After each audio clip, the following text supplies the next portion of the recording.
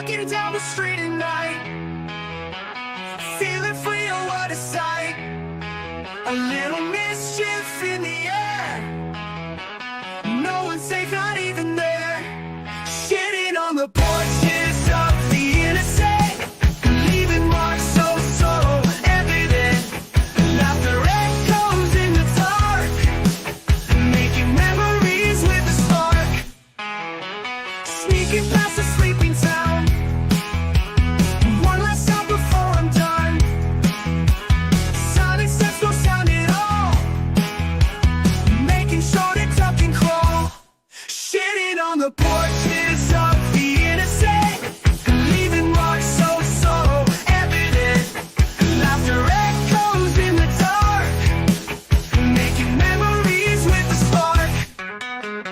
The thrill is high, we feel so bold, hiding tales soon to be told.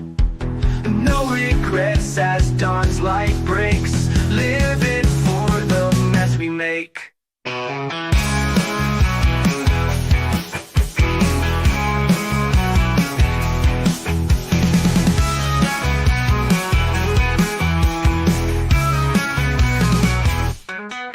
As the sun begins to rise, time to run, no more disguise.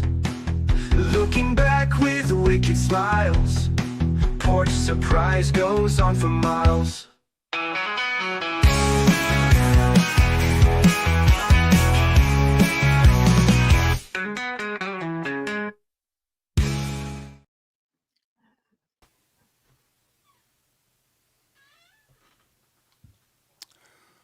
Howdy, everybody, and welcome back.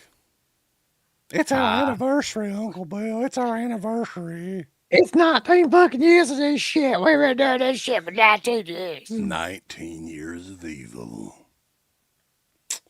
So, yeah, I mean, for a lot of people that don't know, and for people that are not members of DeadPitOnPatreon.com, you can go back and relive these moments over and over and over again.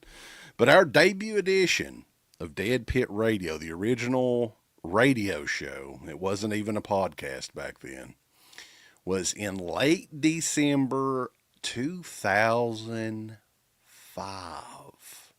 2005. I don't think it seems that long ago, but it is, right? Yeah, it's a real long fucking time ago. I have a hard time believing that 1999 is 25 years ago, but it is. So we basically, we got old as fuck. Here we are doing the same shit, talking about movies and stuff like that, because that's what we do. Now, let me tell you something. I'm going to tell you something before we start this, you fucking people in this chat right now. Like, I know whatever is said, if I say that I like something or you say you like something, there's going to be people that are going to get on there and be like, well, I didn't fucking like it. And vice versa, right? When we say we don't like something, there's going to be a bunch of people. So that's what this is for, man. Like, we want people to get on here and like get riled up and stuff and talk about movies that they like and don't like. But I do want to say that no matter what anybody says in this chat, you ain't going to change my opinion about any of these movies. Like, it's just not going to happen. It's not like I'm going to have an epiphany while I'm sitting here and be like, oh, God damn it, you're right. That really was a good movie. That movie sucked. Right. So we're going to talk about the movies. We're going to talk about the good, the bad, the fugly. We're going to talk about more physical media stuff if people are already talking about, you know, some poor bastards going in debt, buying all these physical media items. I'm not going to name names. I don't do that. We don't do that, Uncle Bill. We like to play nice in this new real quick about baby-proof YouTube. Real quick about that. Like, I know we don't name names or anything like that, but like, I was looking at that today, and like those videos where either somebody calls somebody else out or they respond to them getting called out are like the most popular videos those people have. So I about guarantee you that they're going to keep doing shit like that. Like, that's like, why wouldn't you? Like, that's the stuff that gets like the most hits and shit like that. Maybe we should just call people. You, bro, make that the thumbnail. You. I think honest to God, like if we just did a new video every like couple days where we just called somebody else out, we'd have like thousands and thousands of like shit, like subs and shit would add on, because for some reason that's like immensely popular. Maybe. I don't know. We'll see. But welcome everybody. Not Happy New Year. The year 2025 is upon us here in a couple of days. It's going to be huge. And yeah, so I guess this will technically be the last live stream that we do until New Year's Day, because there is a big Vinegar Syndrome sale that starts. It's a 7-day sale again, Uncle Bill. Are you excited? How many of those days Not really. is a 6-string samurai going to be on sale of the Well, 7? I would be really excited if they wouldn't keep like putting the same titles in those sales like over and over again, like trying to just get rid of them. Yeah. Because I kind of know that's what's going to happen. So, but I am excited as always to see what they drop and see people find. They did send me a $40 coupon. Yeah, it's only $1,000 if you use that coupon to get there. That'd be so killer. See, without the coupon, it's $1,040, but with it, it was just a nice even. It's almost grand. still 3 figures, bulls. Yeah. So, yeah. So, big stream the other night as well. Friday Night Lives. Rambo about fucking killed poor stunt man with the ripping of slip covers. And yeah, a lot of people were really taken aback by that, but I'm sure that will continue. That's kind of Rambo's gimmick, right? You just got to hit up the super chats and, you know, make the money for Rambo, and he'll find some of them to slip and rip, brother. Slip and rip, dude. I gotta say, man, that regardless of whether or not that's a gimmick or not, or whatever, I do think he's got a point. Like that shit is just completely overdone at this point to me. Like I think that it should just go. It's starting to get fucking Crash Holly heat with me. Where It just needs to go away. Yeah. So, but welcome everybody. Tonight's going to be a lot of fun. We're going to get into the movies. We're going to expect a lot of participation from the chat. We got your favorite in here, Black Peter. Dirk is in the house as well, who was on here a little bit earlier with the Euro Crypt goodness. Justin Smith, JTF 13, Holiday Styles, Craig Evan. That almost sounds like a singer, a soul singer. Craig Evan. Tonight at the My Heart Center. Yeah. David Snyder, Ken Carlson, Vanderhoff, 66FU, Mega Pork Chop Express. Hell yeah. Justin Marino, welcome everybody. Let's get into it though.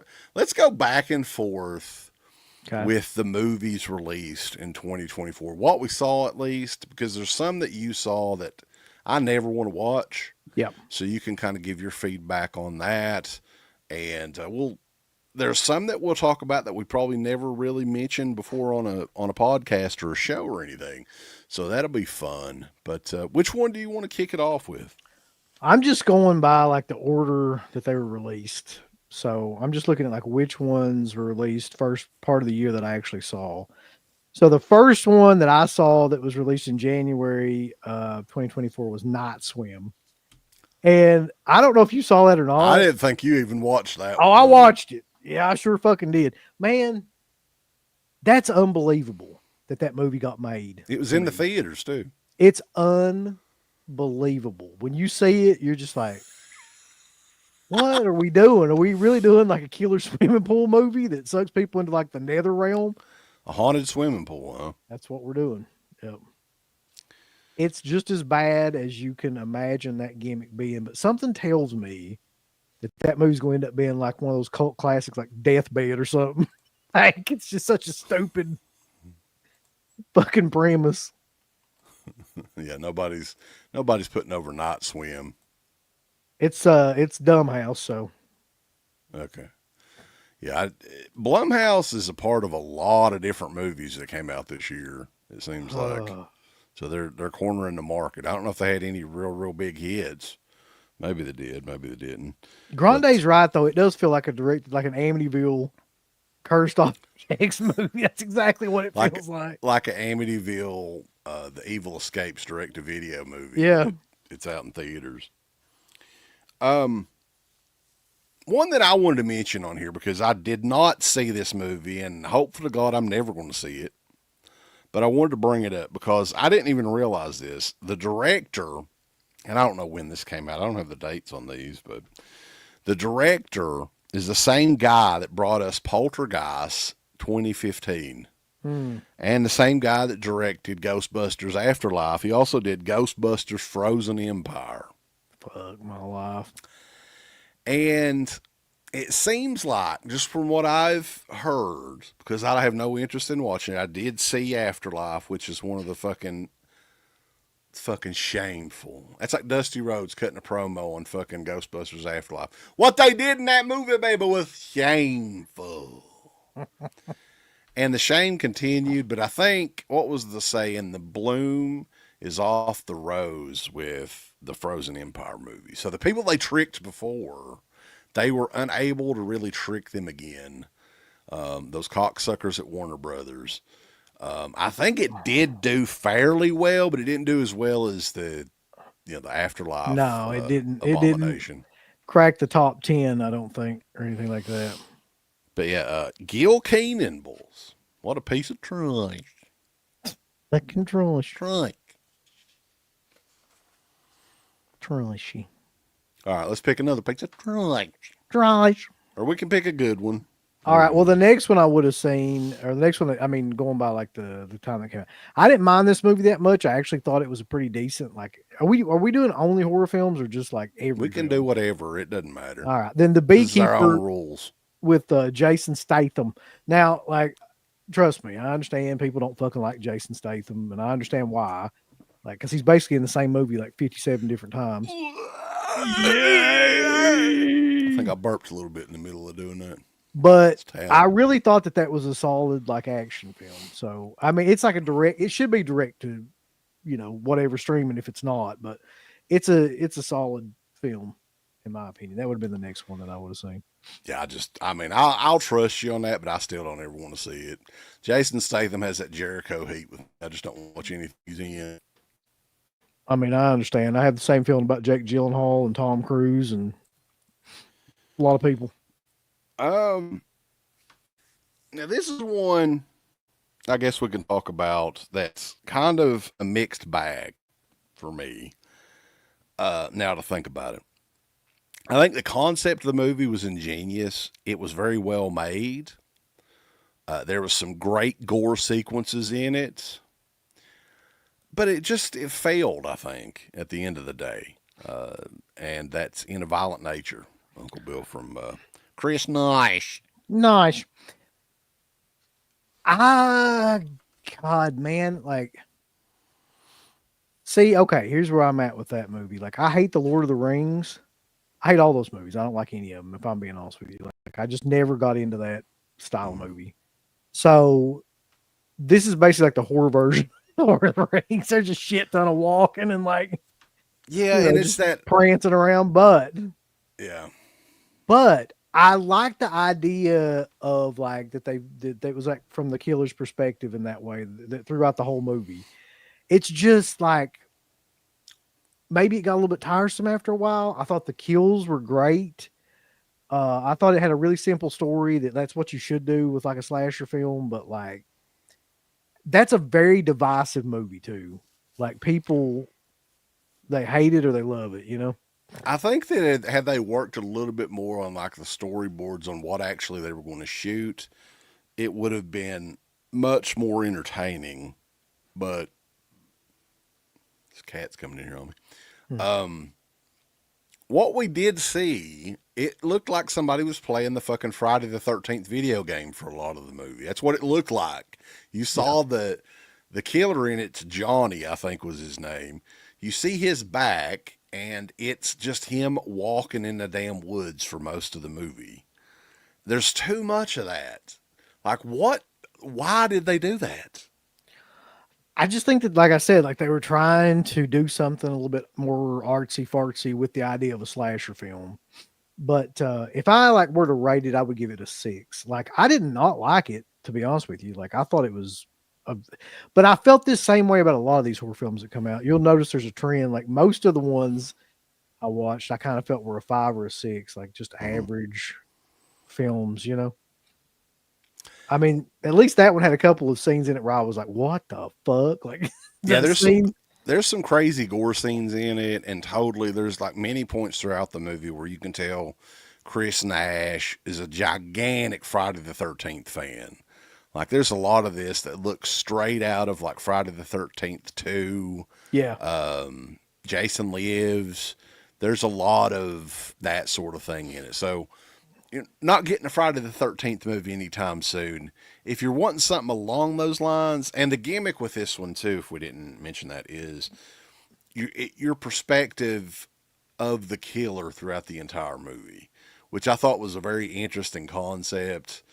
I almost wish they would have went even further with it, making it almost like a found footage sort of deal where not really found footage, but you see what the killer sees, right? You don't even see yeah, the killer, yeah.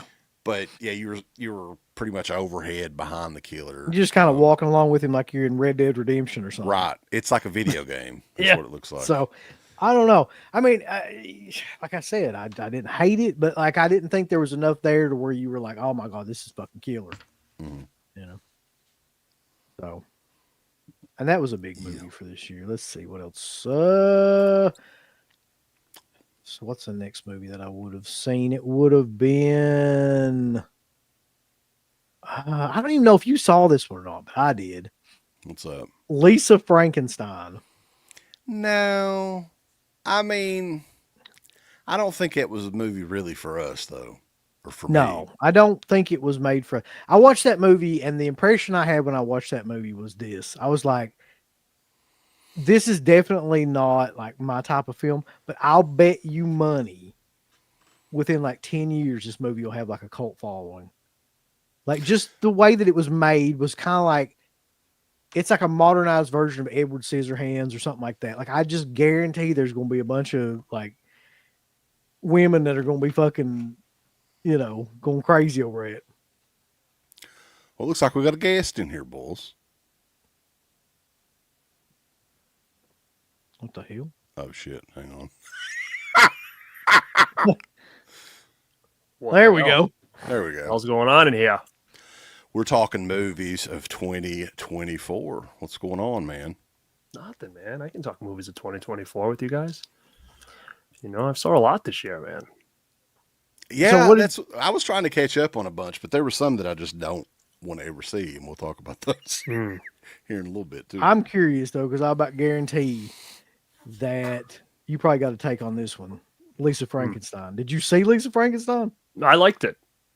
I liked it. Yeah, I kind of felt like that movie Was up my is alley. well, no, I wasn't gonna say that. I was gonna say more up like Mel's It's very alley, pink honestly, and but, blue.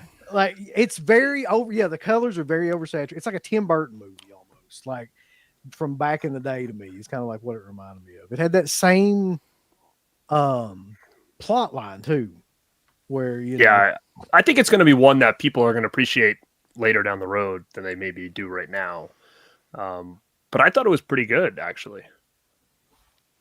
yeah. I mean, I didn't mind it. I just remember watching it, and being like, this is just not my. It's not my thing. Is this pretty accurate, though? Lisa Frankenstein equals hot dog. I mean, maybe. I wasn't expecting anything from this movie, to be I honest. knew Mel thought was like gonna it. be- There she is. I thought it was going to be terrible. Mel but, looks like she should have been in that movie. Yeah, she loves that movie a lot. I mean, But yeah. that movie is very effective in what it does. I'll say that. Like, I'm not saying like that I don't understand why people like it, because I definitely do. I'm just saying that like it's not my thing. Like it's something we've seen before, but at the same time, it's not. It's kind of its own thing. You know, like we've seen a similar concept, but I think at least for what we got this year, it was something a little bit kind of its own thing, not just like a remake or anything like that, which I can't appreciate that, because we did get a lot of sequels and remakes this year as well. It was completely its own entity. Yeah, doesn't fit anything else really. So next one up though, and I think all of us should have seen this because I just recently watched it. My wife was actually the one that was really wanting to check this out for some reason, and I still don't know why. Really, it was the Max original Salem's Lot, the remake of the Stephen King book. That was a miniseries that's been remade a time or two before, and this go around. Gary Dauberman directed it, and it doesn't have. I can kind of see why William Sadler's in it, but there's no stars or anything in it, so I can kind of see their hesitation from. Wasn't it originally supposed to be a theatrical movie? Yeah, at one point in time. Yeah, a couple of years ago, and they kind of made it like a direct to streaming or Max original or whatever they did. Mm-hmm. Mm-hmm. So here's the thing, like the chat's already fucking lighting up with like it's awful and trash, whatever. I thought it was pretty good. Right. I thought it was like really well done. I actually thought like, of all of the attempts to do something with Salem's Lot, like over the years, like that's probably the best one, from the miniseries to the fucking Return to Salem's Lot to anything else. I thought that was my favorite. Well, you know what put it over the edge for me though? And a lot of people may not know this, but this is true. I am a massive fan of Gordon Lightfoot. So when that song come on, I'm like, God damn it, they don't put enough Gordon Lightfoot music in movies. And this is perfect, right? Was the name of the song Sundown or something like that they were playing? It's so great. I didn't hate it, and I'm a huge Salem's Lot fan. I know all three of us are, and I thought it was okay. I mean, it kind of felt like an abridged version of Salem's Lot. Like it was like they condensed it a lot, which I like the long drawn out story. But for people that don't, because I've heard a lot of people say their issue with Salem's Lot is that it's too long and boring. Where that's what I like about it, is it's interesting. Where this, it kind of condenses it up, so maybe some of those the people that weren't necessarily fans of the old one can watch this one and be like, okay, there we go, it's a little more fast paced. And I mean, Barlow could have been a little better, but at least they used the same look, which was nice to see, because that's what we're used to, regardless of what the book says or whatnot. But it was nice to see that, and they used some of the key points of the movie. And I think Salem's Lot's just a great story in general, so regardless how we kind of put it on paper, it's just a cool story. Well, the truth is it was very well made. The newer movie was well made. It looked great and everything. I agree with Rambo about the glowing eyes and some of the CG stuff. I didn't think it was really needed, and it didn't really work. Like, they recreated the bedroom scene, and that just didn't work. Like, we knew, like, that's one of the more iconic scenes in the entire original. Yeah, you movie. really shouldn't try to do that. They shouldn't have done that. No, they but I didn't think it was horrible. Like, I didn't think the way that they did it was horrible. Like, I was sitting there waiting to be just super pissed off because they were going to like completely destroy that scene or whatever. I didn't think they did. I didn't think they did anything in that movie that like really hurt from the original. Or like you looked at it and you were just like, oh, this really fucking like takes away, or like they really degraded it or something. I thought they did a really decent job. Well, Gordon Lightfoot did bring it up a notch, so I'll say that. Yeah. It's not I didn't think it was horrible though. I really did. I was assuming it was going to be horrible, but it wasn't horrible. I'll be honest. Mm-hmm. Let's see what would be next.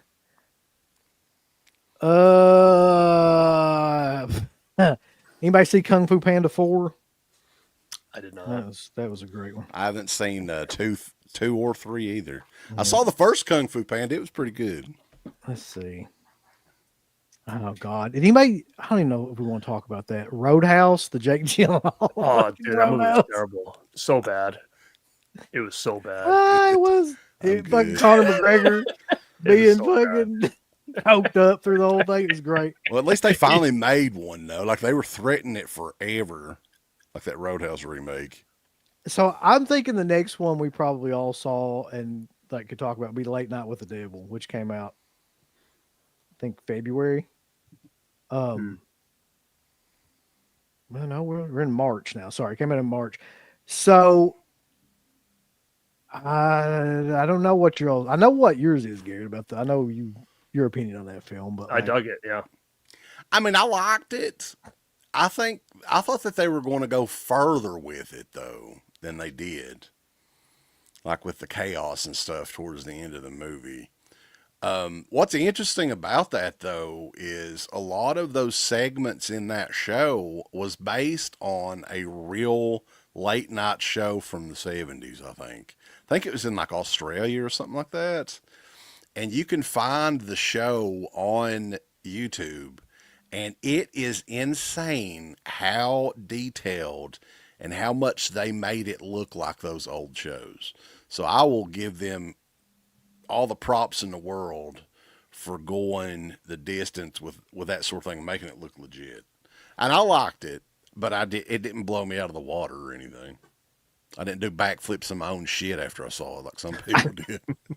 I mean, I thought that the look of it was amazing. Yeah. Like, I thought the way that they were able to capture that and the set design and all that stuff was great. The only problem with that movie I really had, like, the only issue I had with that movie was like the way they did the exorcism stuff. I just go, why would you do that like that? Like, I couldn't figure out, like, why would you want to basically just recreate The Exorcist and just show that shit? And then the Uri Geller stuff and all that. Like, I mean, I kind of understand that that's what I just didn't like I didn't like the exorcism part of it. That threw me off. Like, all the rest of it I thought was great. They had behind the scenes, like they tried to say that there were behind the scenes footage that would be in black and white. That didn't make no damn sense either, because like what we were supposed to be seeing was like edits from the show. And had they stayed more strict to that, I think that it would have worked better. You know what I'm saying? They did those black and white behind the scenes. Shit, it took me out of it a little bit. Yeah, I mean, I didn't believe that. The ending, this will be a theme through this for me. The ending of a lot of these movies is fucking awful. Like, they don't know how to end movies anymore. I'm just going to go ahead and tell you. But I don't remember hating that one as much as some of these others that we're going to talk about later. But I just remember that when that scene came up with the little girl and all that stuff, I was just like, God damn it. Like, you could have done this any other way, but you just flat out copied The Exorcist. So I don't know why either. That's a big thing nowadays, it seems like. These exorcism movies and all that. Yeah. I think they also, do you guys think that they kind of got some ideas from the WNUF Halloween special as well? I think Ghost Watch. I mean, definitely. I think there was a lot of inspiration for sure. I mean, I do like the aesthetic of this movie and, you know, the 70s late night show aesthetic. And I agree with you. I thought it was good, but I do feel like I wanted more from it as far as like how far they took it and things that had happened in the show. I thought were going to be a little bit more, I don't know if the word's gruesome, but, you know, just they went harder with it, basically. If there's one thing I think we could probably agree on, though, is that guy, and I swear to God, I can't remember his name. Mm-hmm. What's his name? The lead actor? I don't know, but he's everywhere now, that dude. Yeah, he was great. Like, I don't think you could have gotten a better performance out of anybody. And I liked how they condensed, like, what all was going on at the time at the beginning of the movie as well, and got you caught up on, okay, what exactly are we seeing here? I thought that they did that really well with the voiceover guy and all that. So, do you just want to continue on with the dates here, Uncle Will? I kind of like how that. Sure. If you want to. I don't know. I saw this one, and this is probably one of the most surprising films I saw this past year, and we can watch a bunch of people shit on this one too. The First Omen. I don't know if you guys saw that one, but when I watched that, I was fucking positive I would hate that movie. I couldn't have been any more sure of anything that I was going to not like that movie. And I saw it, but I get it confused with the other one because I saw them like literally like night after night was Immaculate. So I really kind of forget which one is which now. I know one has that girl that everybody likes, but I mean, I don't really recall the difference. Well, you might remember this. At the end of it, let's just say there's a cabin involved. Do you remember that? No. Okay. I remember like someone being outside in the rain and like, it went a little bit over the top, right? Is that the one? It did go over the top, yeah, but I mean, which is the one that they gave birth? Was that Immaculate? I don't know. That was First Omen, yeah. Oh, First Omen. Oh, yeah. Okay. I heard a So- lot of people put the movie over, but I mean, maybe eventually I'll see it, but that's one that I just don't have any interest in for some reason. Yeah, I mean, I would have said the same thing, man. Like I don't know why I even watched it. It's like I've never really liked an Omen sequel or remake or anything like that much. But that movie surprised the hell out of me. Like it was very well acted, very well done. It had the ending wasn't amazing, but it was a lot better than some of these. So yeah. I may check it out at some point, but yeah, I've never watched it. Yeah, I mean, I don't remember hating it. I just, to be honest, I think with those two coming out around the same time, and I watched them both on streaming, like I literally, they just are a big blur to me. I haven't seen this one, but y'all might have. The next one that would have come out was one of Rambo's favorite films of this year. Sasquatch Sunset. No, Nobody it's saw like that one? 3.5 hours long, isn't it?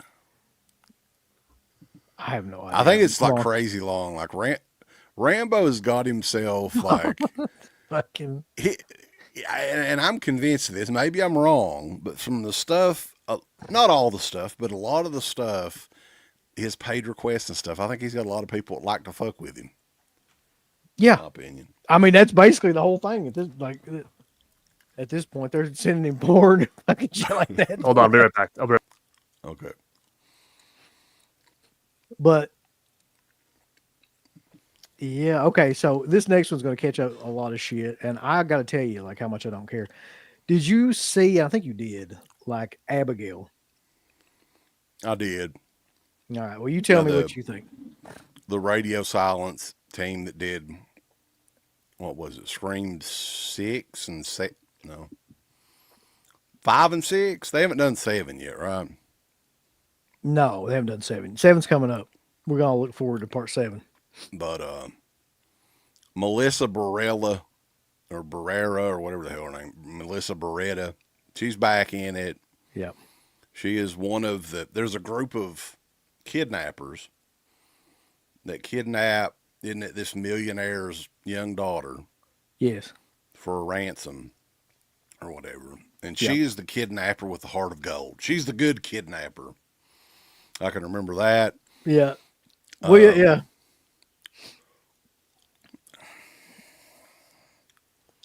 If I was making a top 10 list, I'm not, but if I was, that movie would be on there. I fucking really, really like that movie. I won't say I loved it, but man, when they fucking played Danzig's Blood and Tears, which is a song that like I hadn't heard in 20 years, and it being in a fucking modern, I was like,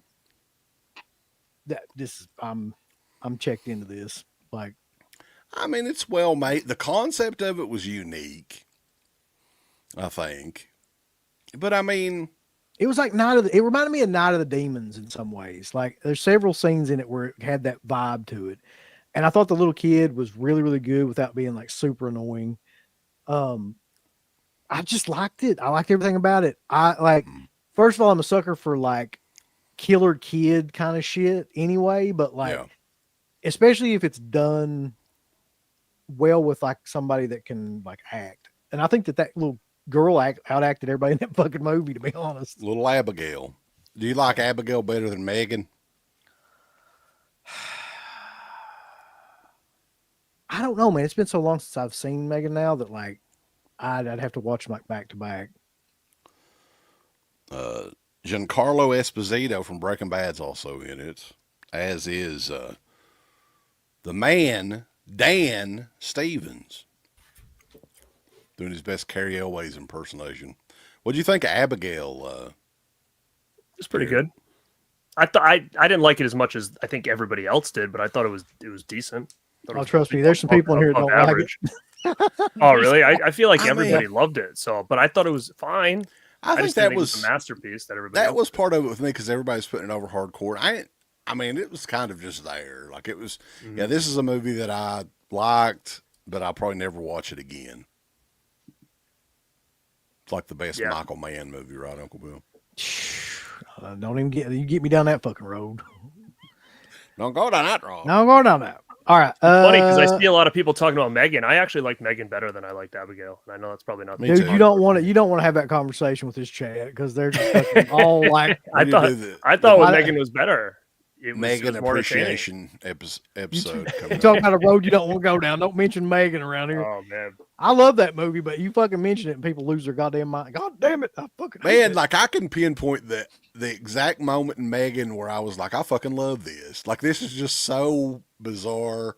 And what was the song that they were saying that she started singing, Uncle Bill? Like I just marked out. Like I was like, this is just I so can't remember great. now. was But it that Britney was, Spears or something? It was some sort of No, pop it was song. Titanium, wasn't it? I don't know. I'm pretty And sure that She was the on the song. piano. There's When she's like, I don't know who even sings that, but I know I've heard that fucking song before.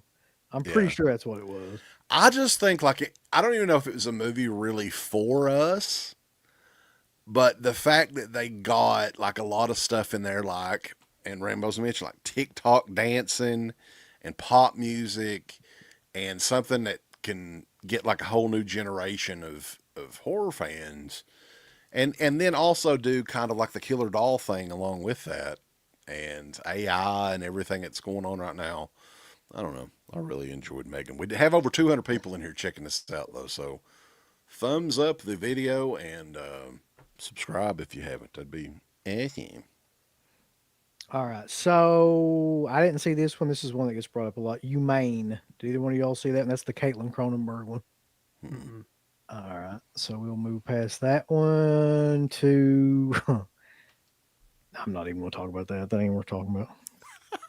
Fucking God. I don't think we want to talk about tarot. I heard it was one of the worst of the whole year. I did hear that. I never saw it. I don't know if any of y'all. I haven't seen it either, but I've heard a lot of people say it was one of the worst of the year. I did see Strangers Chapter 1, which would be next. That's it. You're not missing anything. Where's the other? Weren't they supposed to do 3 of them all in the same year? Yeah, that was the idea. That's what Rennie Harlan said in that damn commentary. Where And then that movie made money. It did very well, I think.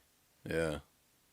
so imagine, if you will, that somebody just basically remakes almost like exactly the first Strangers movie, but takes out everything in it that like you remember, like the saying, and everything. Like, Well, just somebody beating on the doors all I remember. That man, goddamn you. like everything that was really memorable about that movie, they kind of take out and replace it with something worse, and that's that movie. So I think the only reason they did it was just to reintroduce the movie so they could like try to make 2 more of them. Kind of similar to like Scream or something like that, or The Exorcist. I think it probably is in line with The Exorcist more so because it didn't really work. Well, I think that this one kind of worked, though. It made money, at least. Look it up. I think it did do very well at the box office. Ain't no way it could. Hold on. I think it did. Let's see. It made, oh God, on a budget of $8 million, it made $48 million. So you're up. Yeah. Oh, we got Michael Slipcase Felcher in here. 2 scoops, I mean. That's just What no up, gimmick. Slippy? We all know what the biggest event in horror for 2024 was. What's that? You're right. Garfield. Trick or treat. No, I thought Yeah, you were talking the about Garfield. Arrow version, right? The 4K. Yeah, that's killer. That's a killer edition. Yeah. Michael Dougherty. That was back when he knew how to make a movie and make a piece of shit Krampus. Damn. I'm surprised. There's a lot of people that love that movie. I'm surprised at that too. Yeah. What about Jesus, Mary? There's a lot of movies. I'm not talking about Bad Boys Ride or Die. It's, uh, I got one real quick if you're looking. I think this was around the summertime when this one came out, but I guess it don't matter. I was shocked with this one. Now, this is one that I got sent to review, and I'm not a fan of these movies. I know what it and is. I was yeah. like, fuck, I really don't even want to watch this. But I put it on, and I was shocked at how much I liked it. And that was A Quiet Place Day One. And the interesting thing is, I was like, well, nobody's talking about this movie. what the hell? Like, but I looked it up and I think it was the highest grossing horror movie the whole year. Or it was definitely in like the top 2 or 3. So it made a shit ton of money. It is a prequel. I mean, it sounds like something you just don't want to watch, but it's very well made. The director, Michael Samosky, Lupita Nyong'o, the African actress, who is great. She was in Us, and what was that one that she won? She was up for an Academy Award for a movie too. But anyway, it was, yeah. What's that fucking movie? 12 Years as a Slave or something like that. That's what it was. The co-star in this too is another reason I liked it, was a cat. You liked it because it had a cat in it? The cat is actually like an integral part of the movie, though. Real quick, just want to bring that up. That's good news for everybody. Yeah, great news. But I didn't see it. I don't think you did still see haven't it? watched it, huh? Okay. No. All right. I think it's the best of all the Quiet Place movies, though, that I've seen. It's easily the best one. Because of the cat. No, it's actually a pretty good movie. Here's going to be a fun one to talk about. I'm sure it will not be divisive at all. In July, Maxxxine came out. I loved it. And I just watched this movie like Oh, really? two nights ago, like for the first time. I don't know what the fuck I was expecting, but like it was not that. And I'll put it to you this way, like I loved it up until the end. And then I was like, you know what I think would have made us better? I think the reveal of the dad should have been somebody like so well known that like it would have been almost like kind of a big surprise, like a big name actor, somebody that you would have never thought would have been in the movie or something. When he like stood up or she turned him around or he turned around, it was like Bill Murray or something. You know what I mean? Like I think if it was something like out of control, it would have been a bigger surprise. But when he turned around, you kind of like, okay. Well, this is one that they had started hinting at in X. So was that the same actor that was in the parts with the? Oh, like on the TV and stuff. Yeah, I don't know who that guy was, but he was fucking awful. Like, I thought Kevin Bacon was pretty awful in it. Like his accent was fucking terrible. It did make sense to me though. Like finally, when that guy showed up at the end, like I was like, why the fuck is Kevin Bacon like have that horrible Southern accent? And you're like, oh, okay. I didn't even know it was him the first time I saw him. Yeah. It took me like 2 times to see him that I was like, hey, that is Bacon, isn't it? I liked it, though. I did like it. Yeah, here's the weird thing. Like it had scenes in it where I was like, oh, this is like a throwback. Like the scene where the guy gets slashed from the behind the neck. And it's very like Italian giallo kind of splatter film stuff that they do in those scenes. And I liked the fact too that they Richard Ramirez was it the Night Stalker? Yeah, like, that's woven into that. Yeah, I like movies that do that. Like kind of.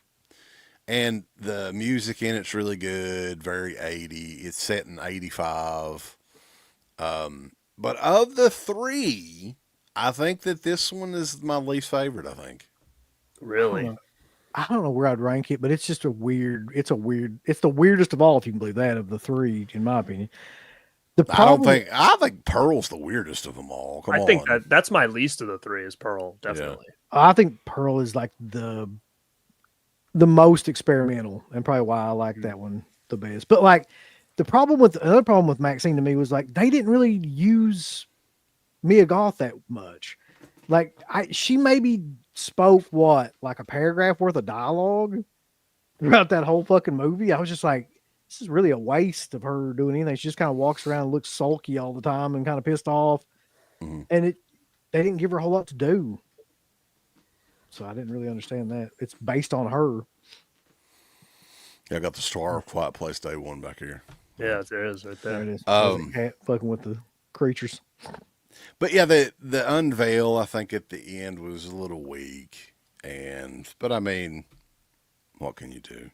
Was it always supposed to be a trilogy though? Do you guys know that, or I don't know how that came about? I think it was. Yeah, trilogy. Okay. Yeah. Mm-hmm. So there. All right, let's do this real quick since we're on the subject.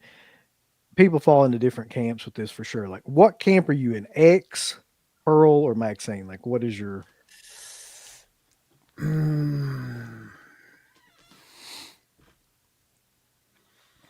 Well, my favorite, you said?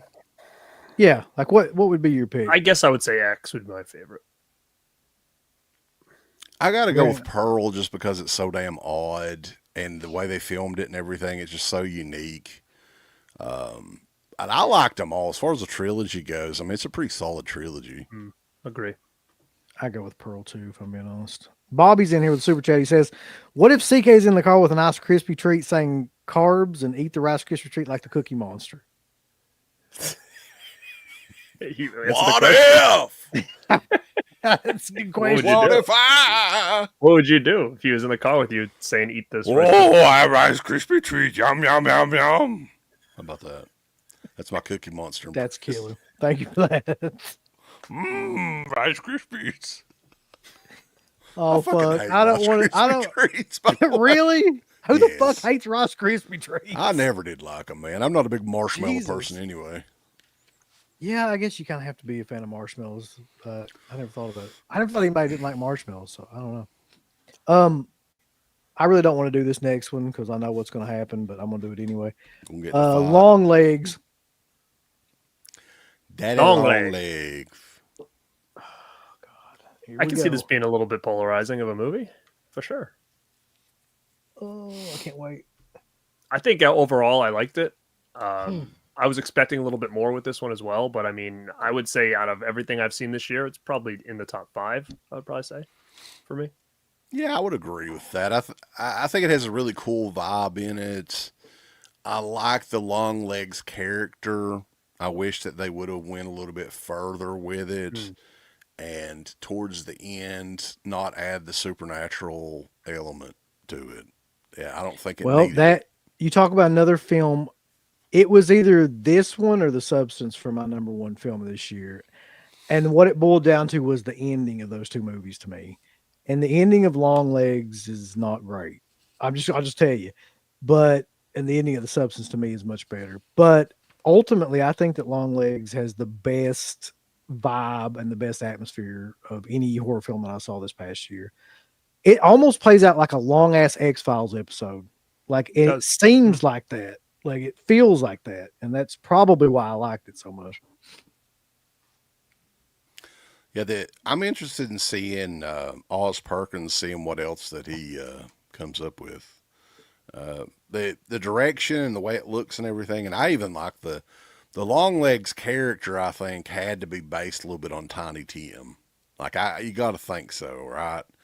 And I think Nicolas Cage did a great job in transforming into like. The only bad thing is though, it's like, I mean, I don't know if you have to pay Nicolas Cage a big sum of money to do movies because he does a ton of them, but nobody knew, like if you didn't tell anybody, they would never know that was Nicolas Cage. I agree. Well, there's a lot of people. See, that's the weird thing. Like I thought that too when I watched it, but then there's this whole other group of people that's like, I just can't get over the fact that I couldn't see anything but Nicolas Cage. Like, like, dude, I didn't even notice it was him really, like under all that shit. There's a couple of times when he gets like super Nick Caged up where like it's fairly obvious, but most of the time when he's doing that weird sing-song fucking voice that he's got, like you can't even tell. Yeah. Like whatever he's doing, which by the way, like made that movie infinitely better to me because you didn't really know, is this like a guy? Is this some sort of fucking demon? Is this like what the, like it made him really like, You were sure if it was like a lady? I was thinking. well, you didn't know what the fuck it was. A guy in the middle of transition into a woman. Well, it's a Satan worshiper, so it's like who can effectively like channel evil. So is this like a person or is it like an entity? Because I was like, maybe that's the reason why it's so fucking weird. Because there was a long somebody period of time trying to there. pretend to be a person. There's like a little prequel part, and he looks exactly the same, but towards the end of the movie, you realize it is actually a person. Yeah. But No. I liked I love Long that Leg, movie. baby, but I don't know if I ever rewatch it. Macon Monroe is, they made Macon Monroe look like just a regular person in it, so good job with that, I guess. But she did a great job, in that as just. I think she was almost channeling a little bit of Clarice from Silence of the Lambs in that with that accent. I've rewatched that movie 2 or 3 times now, and it still holds up very well. Daddy Longlegs, you buy it, baby. I did, yeah. It's the only new film I think that I bought. Wow. This year. What about same month? What about Oddity? I don't know. I saw that one. I don't even know what that is. It was pretty good, I thought. I thought it was pretty good. A little bit different than the norm. I can appreciate. But yeah, I thought it was above average. I think that we've gotten a lot of cool, newer, and different horror movies this year, which I can appreciate. It's not all the same rehash of shit. And this was one of those ones that, for me, worked. Rambo, come on, buddy. You gotta be kidding me. He's just, yeah, that's what he does. I loved it. I thought that, again, like the atmosphere and the vibe and everything of it was insanely good. I like the idea of the Oddity store and all that, like factoring into it. The only thing I just hated, if I'm being honest, I hated the last shot of that movie because I was like, you knew what was coming, right? But I was trying to figure out, like, is this supposed to be scary? Is it supposed to be goofy? Is it like supposed to be like black humor or like really genuinely scary? Because when you see that last shot, you're just kind of like, at least I was like, that for the rest of the film to be like what it was, then that is kind of like the last thing that you end on. I couldn't do it. I love the rest of the film though. I've not seen Oddity. I don't even know what the fuck it is. I think you can stream it on Shudder. It's right now, so I mean you can definitely watch it pretty easy. But yeah, I think it was. If I had to pick a top 10, it would be on there for sure. Okay. Yeah, I mean it's a really solid film. Did any of you guys see the newest VHS movie? I did. I watched half of it, but I thought the first story was awesome. But I haven't seen the whole thing yet. Isn't it weird though that that's the 7th VHS movie? It's wild. I haven't seen all of them. hell? I haven't seen like the last couple, but this one I started to watch and I thought it was really good. At least the part I saw. Oh, Yeah, I think they got some kind of deal with Shudder where they're doing one every year for a few years or something, right? Mm-hmm. Must be. I mean, it is. There's a lot more than I expected there to be. oh God. What else we got? I don't know. I don't want to talk about Deadpool and Wolverine. That's another movie. I'll never ever watch it. That's probably No. like half these people are that loved it probably. The only way I'll ever watch it is if somebody signs up on the Patreon as a baller and shot caller and requests it. That's the only way. I watched it. It wasn't terrible. I don't like those kind of movies normally, but I did kind of like the first Deadpool movie, so I did watch it because a lot of people were talking highly about it when it first came out, saying it was best movie of the year, all this stuff. So I checked it out. I mean, I thought it was good. I don't watch a lot of those movies, so a lot of the things that they like talked about, I didn't really know what was going on. I appreciated some stuff like Blade showed up, so that was kind of cool to see him back in that role. I kind of marked out for that. There was some other things that I kind of marked out for because I just remember them from like the old Marvel stuff before like Avengers was a thing. And but to me, I love Ryan Reynolds, but he got fucking annoying in that movie. Like everything out of his mouth was just like over the top, like sarcasm, swears. Like, I mean, it just got to a point where it was funny at the beginning, but then it's like every line he delivered, I was like, all right, dude, come on now. Bro. And that's where I kind of lost it. I really started to really get out of it as the movie went on. But I mean, it's gory. I mean, it's bloody. I mean, they push the limits on it for sure when it comes to, vulgar, being vulgar and violent and stuff like that. But I don't know. It's not in my top 10. I just don't have the motivation to ever watch. I mean, the whole superhero thing too. Like, I'm done with. Like, I just don't have any interest in any of that stuff anymore. New Superman movie next year. Who cares? Mm-hmm. I don't care. You don't want to see that? That looks No. like that trailer. I haven't seen. Well, I did see Man of Steel? Man of Steel. Yeah, I didn't mind it. I thought that was okay. but I didn't watch the other ones like Justice League, and actually that Batman vs Superman I watched, and I was so turned off by that movie. I was just like, I watched like 30 minutes of the director's cut, and then literally like I threw it away. I think I threw that movie away. in the garbage can. God, man. It's like, what's the Get in point of there. this taking up space? Like, I'm never gonna watch this again. Oh shit! Talk about a movie that doesn't know how to end. Trap I didn't see would have it. been the next one. I You didn't see that? You didn't? Neither one of you? No. Oh, I wanted shit. to, but I'm always afraid with Shyamalan because I'm like, You should the be on trailers this one. always look good, and then like he always tries a twist that like completely like ruins the movie. At this There's point. not even really that much of a twist in this movie. It's just like the ending of the movie. It's pretty straight.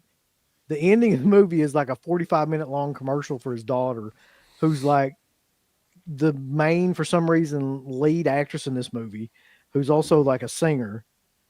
And so the movie, There's one that it's directing too. She directed a movie this year too, right? Or is that another one? I don't know, but like she should not act, and she should not. This movie should not exist. One that called The Watchers or something. I didn't see that either. Dakota Fanning's in it. Like it had a decent Fanning. It had a decent enough premise in the beginning, and then you get halfway through the movie, and it goes completely off the fucking rails into a whole other movie type, and it's just all about like his daughter and some weird like battle between her and who was the guy? I won't say Josh Brolin, but it ain't Josh Brolin. Josh Hartnett. Josh Hartnett, yeah. It's pretty bad. It's probably the worst ending of any movie that I've seen this year. So M. Night's got a couple of daughters, evidently, according to Rambo. But I beg of you, like if you haven't seen it, just probably not watch it. Just don't do it.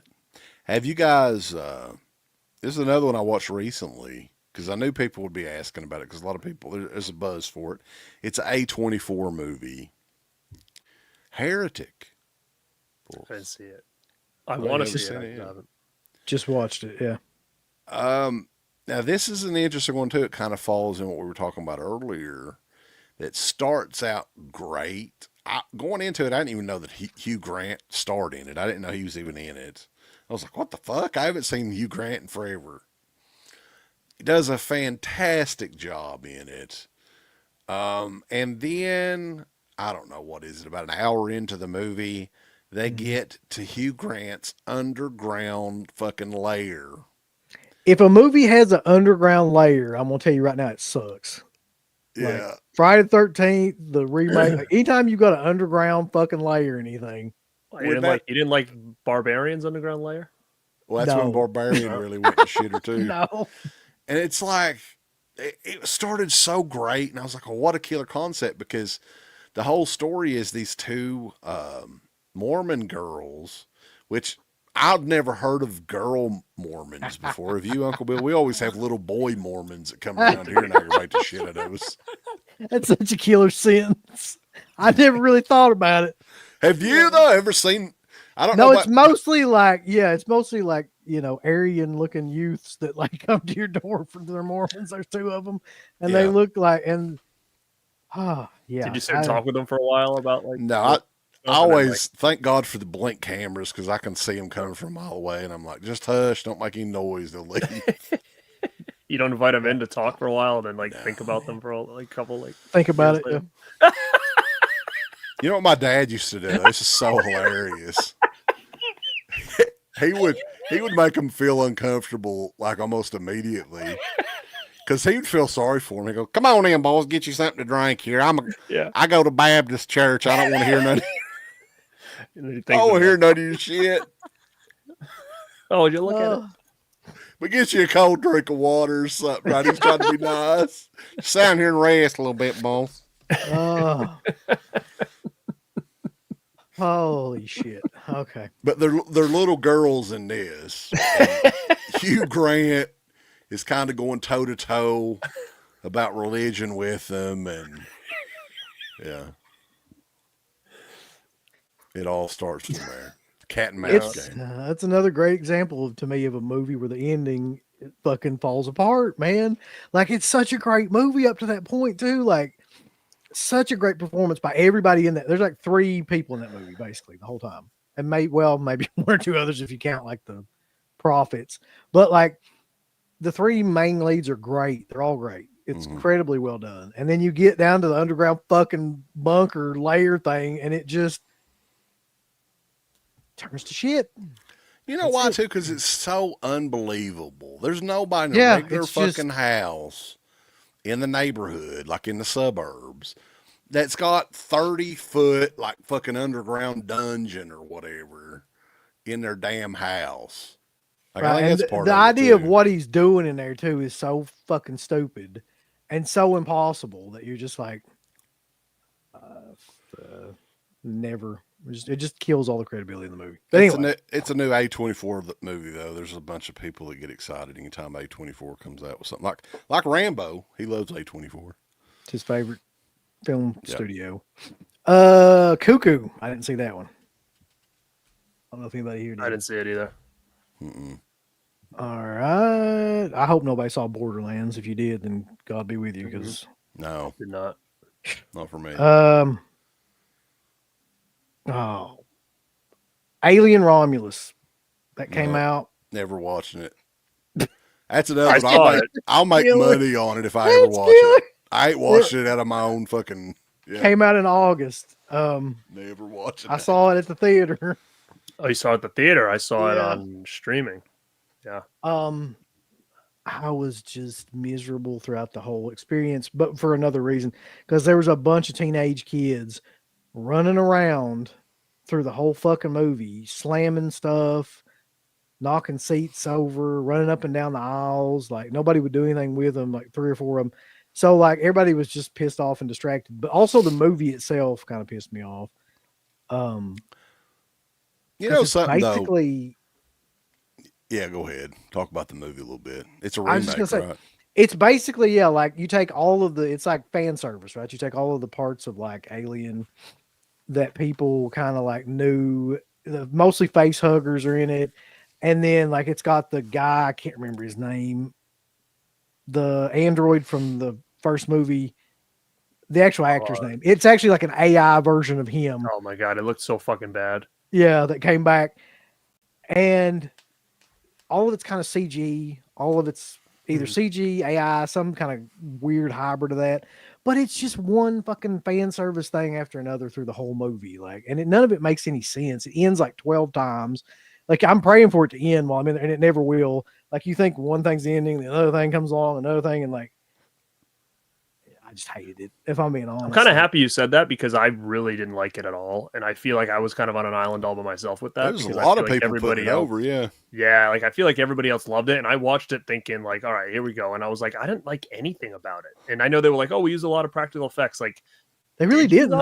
though. you know, No. like I'm like the ship maybe, but not the face huggers, not the there was that one cool scene with the face hugger where it came off and like the thing was coming out. That was like the only cool scene. I didn't like the cast. I couldn't vibe with them at all. I mean, there was nothing about it that I felt like was anything where people were like, "Oh, it's the best one since 2." And I'm I like, think right now well, it's sitting on like a 7 point something on IMDb. I'm just like, how? Like, how the fuck is that movie like championed? I don't. yeah, the understand AI it. face on that guy too was just like, how does that pass through anything? But yeah, this looks fine. Yeah, to be honest, I didn't like any of the main characters of that movie. I thought they were all completely forgettable. I thought like the CG was god awful. It's way worse than it should be, especially for the android parts. And just the plot is a mess. Like, there's no real plot to it. 7.1 on IMDb right now. Surprised. Oh. How? Have you guys ever noticed too? And I was talking to Uncle Bill about this, and I'll never be able to look at it. Well, I only really watch the first 2 Alien movies by choice, if I ever do watch them. Face huggers are basically like lobsters. Dude, Yeah. that scared the shit out of me though. Those things. Yeah. That first movie. Oh It's my not god. really that a thing- design though. Those are they're white fucking lobsters. No, they get the big legs and stuff. They got the tail that hooks around your neck. Yeah. Yeah, the lobster tail. Scary. Hey, a lobster. Like, what are you talking about? If You I ever ever- eat a if I ever lobster come tail? down Look to- at that? Yeah, if I ever come down to Kentucky and you're eating something that looks like a face hugger, I'm going right home. Killer. You got We kinda- lobsters up What do there. you got? It's lobster. What They the kinda hell? do. It's a fucking stingray or something. Well, they catch what you call crawdads here, Garrett. And some of them are pretty damn big too. That does almost look like a facehugger, yeah. Little tiny crawdad, mini facehuggers. All right. What would be next? It would be. I never saw this one. I think you saw it, Garrett. Blink Twice. Mm-mm. Nobody saw it. I saw the original. It was Blink Once. Talk about it. It was from last Blink year. 182. The Crow would have been right after Saw that. it. I saw it. I I thought it haven't was seen better it. than what the expectation was. I thought it I've was never. fine. Wasn't great. Wasn't shit. I think it was just there. It wasn't. I know everybody was saying it was going to be the worst thing ever. I don't think it was the worst, but I mean, to me, it just felt like any other movie that had a similar tone. Like all those John Wick movies and all the stuff that comes out now, those action flicks. Like, I mean, it was all kind of the same. It was just from point A to point B, and that was the movie, just one straight line. But I thought it was better than everybody was anticipating, for sure. I feel like I missed that train completely though, because I really liked the Crow movie that much, like the original. So like, I just knew to probably avoid. I That one. like The Crow okay, but just the fact that Brandon Lee lost his life making The Crow, like I never really got enjoyment out of the movie. I just can't. Like it's just one of those deals where you can't really watch a Chris Benoit match anymore or whatever. But with this new one, to me, like The Crow looks like fucking Stardust in it. So What? that No, he takes looks me like completely out of it. Yeah, I'm like he's just it's laughable. I'll tell I you think what it it looks loo- laughable. Okay, here's what it kind of looked like. You remember back in WCW when they did that angle with the Steiner brothers where they released the dogs on Sting, but it wasn't really Sting. It was like a stunt man that that's had what it kind of like looked like. a Yeah. really bad Sting wig on and face paint and shit. That's kind of what it reminded me of. It's that guy. Do you think had the Crow 94 had it been made in like 2024 would had all that happened, would that movie still have come out? I don't think it would have. Oh, probably not. I mean, there are movies that are being canceled now that are completely fucking done. There was no issues, right? Like remember that whole, what was the other one they got rid of? The Wile E. Coyote movie that was like done, ready to go. And like, let's just not put it out and get it as a write-off. You know what I mean? Like there's so many things that are coming out like that now. Like, I mean, Salem's Lot and The Crow almost were that movie, right? Like, Yeah. but they just completely scrapped and it was already finished. So I don't think that came out at all. There was like an Allman Brothers biopic too that they had finished and somebody died on it but it was probably going to be terrible too. So These comments are brutal as usual. The Crow, Violent Prayer, or whatever the hell that shit is. All right, you guys move on. I'll be right back again. Hold on. Strange Darling would have been next. That Strange came Darling. out August, end of part of August. Yeah, I mean, is this a horror movie, do you think? What do you think? No, Like a Not really. psychological thriller. psychological, yeah. And I mean, the way that they made it and everything with the twist in it, especially if you watch the trailer, you're not really expecting it. So I mean, it's very well made, technically well done. Who was the director in it?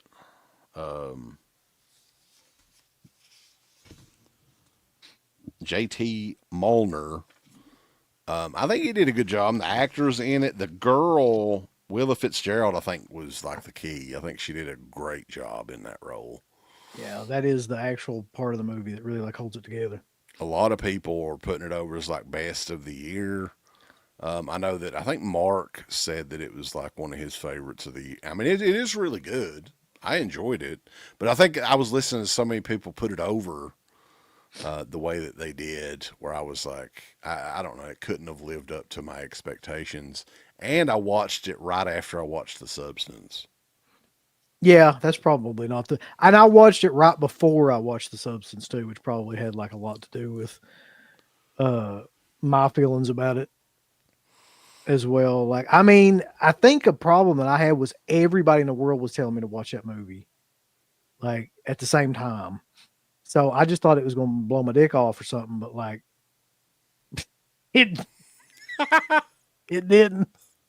Like, I mean, I thought it was fine. I don't know. I didn't get hyped. I liked it. I mean, it reminded me of some of the psychological thriller sort of movies that they made in like the mid to late 90s. Like they made a lot of those then, and a lot of them were really good. Yeah. So it reminded me of that. I liked it. I did like it. I don't know. It may be in the top 10 if I hate doing fucking like ranking lists, but it is one of the better ones of the year. I would say that. Impossible to do like a ranking list this year, I think. But yeah. Solid. Let's see. What's next? Who's next? Oh shit! Another horrible theater experience I had this past year. Saw this in the theater 2 or 3 times. I can't remember how many. Right. Wanted to die all those times. Beetlejuice, which came out the first part of September. Why'd you have to go and see it multiple times for? Because one time we went and then Piper didn't get to go and she wanted to go, so I had to take her back. And then we went back and saw it again. And it was like some sort of Dante's level of hell, where you just couldn't get out of the theater and they're playing that the whole time. We'll talk about, yeah, I mean, we did it on the road for Beetlejuice. I mean, I don't think I shit on it as much as people thought we were going to shit on it, just because, like, it was almost exactly what I thought it would be. Didn't you think? Like, I mean, I knew it wasn't going to be that good. I knew it was going to be a cash in. The thing that surprised me about it the most was that they tried to do so much in, what was it, like a 90-minute movie or whatever. They had like 5 or 6 different plot points that they didn't, they only needed maybe 2 of those. Well, It was like we 15. talking Beetle. Yeah, we're talking Beetlejuice. Like, man, it's probably, well, we'll get to that later, but like, it was not my favorite theatrical experience. I'll tell you that. Like, I really disliked that movie. Pretty much everything about it. The thing that confused me about it, though, is and they could have easily, it's almost like they were enjoying the fact that they were poking fun at Jeffrey Jones' character. I don't know what that was about. I can still not figure that out. Like, why even Bring do him up. that? Yeah. Yeah. They had like I don't know why would that be claymation better. version of his likeness. Yeah, or like it was whatever. unnecessary. They could have just said like, "Oh, he passed away" or something. Like, you know what I mean? Like there was no real reason to have so much of him involved where they had to actually have him as a ghost and stuff. Like it didn't need that. There was a lot this movie didn't need. I think the best part of this movie was Keaton. Yeah. But outside of him, I feel like I watched it in the theater and I was like, okay, decent, but it has problems. And I watched it again and I was like, yeah, this isn't that good. Like my second viewing, I was like, it's really not that good. Well, there's a bunch of problems that I have with them. Number one, Winona Ryder looks lost. She looks completely lost in that movie. Like she doesn't know what she's doing there. Like Jenna Ortega is boring as shit. I don't know how Jenna Ortega became like the actress that everybody goes to, but everything she's in is just like that. And then you got the issue of like the 900 fan service things that it does too. It's got like when your main character is Bob, like, it's like, no, like that's the main. Like, and that was just basically like in the original, that was kind of like a wicked side character that kind of got semi-popular through the years. Like he wasn't anything in the first one. He was just like a guy. That's like that's like if they made the guy that got run over by the tires that would go between the walls like a big character in this one. You know what I mean? Like it reminds me of like honestly, it reminds me of like the Tarman thing with this new Return of the Living Dead movie. It's like take a small character from a movie that everybody kind of like got around and liked and just make it the whole fucking movie. But I mean, did they show the Tarman like what he looks like yet or no? Is it just no? But I mean, you kind of get the just an outline. I mean, what's wild is part 2. I felt like Tarman looked like ass. What is this one going to look like? It better look better than fucking part 2. They did have a part. Will it though? 4 or 5. There was one of those where he was hitchhiking. Those later ones. As Willie should be, yeah. I'm sure the effects and everything will look good, but man, like that Steve Walsh guy is the guy that owns it, from what people were telling me. And he's the guy that did Kill Her Goats. Well, did you hear the big controversy between? Did you guys know? You guys, I'm sure, heard about that, right? With this new movie. Well, I don't even know what's the movie. Oh, basically the whole cast of the original is like saying don't watch it. He he something where like he stole the name or something like from under them, and they were gonna do a remake. So like Linnea's coming out with her own sequel now, and all the original cast are gonna be in Linnea's movie. So they want to push that, and like they're saying don't support this other guy because he wronged us in all these weird ways, and he's a scumbag and stuff. So there's already heat between the original cast and Tarman thing. So I don't know the ins and outs of this, but I guess it's something shady happened somewhere. So that reminds me for some reason like that Day of the Dead thing that never got off the ground. Remember when the Day of the Dead cast was going to make like the new Not movie Living or Dead 2. And yeah. I don't have any idea. I just know that like I'll probably never want to watch that. It'll be one of those Blu-rays. Like, what's funny is I was like just really bored, and I never did buy it. But Killer Goats, man, they can't hardly give those fucking Blu-rays away. So I was going to see how cheap I could get it on eBay. Literally, like somebody made me an offer for $6 shipped for a brand new Blu-ray of it. You know how much shipping? Shipping is like $4.50 or something like that. I mean, it's got half naked chicks in it the whole time. If that's Oh God, I might get it. Yeah. Everything in it's terrible, but. Okay, let's continue so coming down the rest of September, you've got one that you saw and I haven't seen, Speak No Evil. Ooh. The James McAvoy. Have you seen that one, Garrett? Mm-hmm.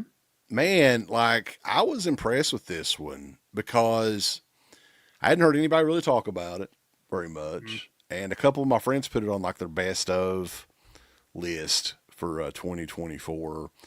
And looking at it, I think what happened is people didn't know what in the hell this movie was. Like, it's almost like the name of it with the poster and everything.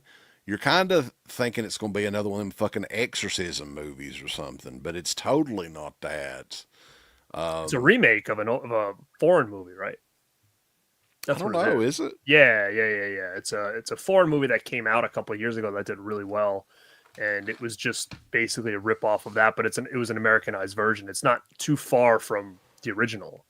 So it's kind of like, when, Rec was popular and they made the US Quarantine or whatever. Like, it's basically like the same idea. And I actually did think it was fine. I think he did great.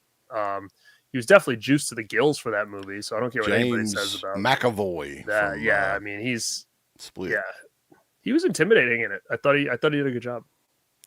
Yeah, I mean, I think that I wasn't really. What was the name of was it Speak No Evil as well? It may have been. Let me know in the chat. Was it Speak No Evil? I think it was. Okay.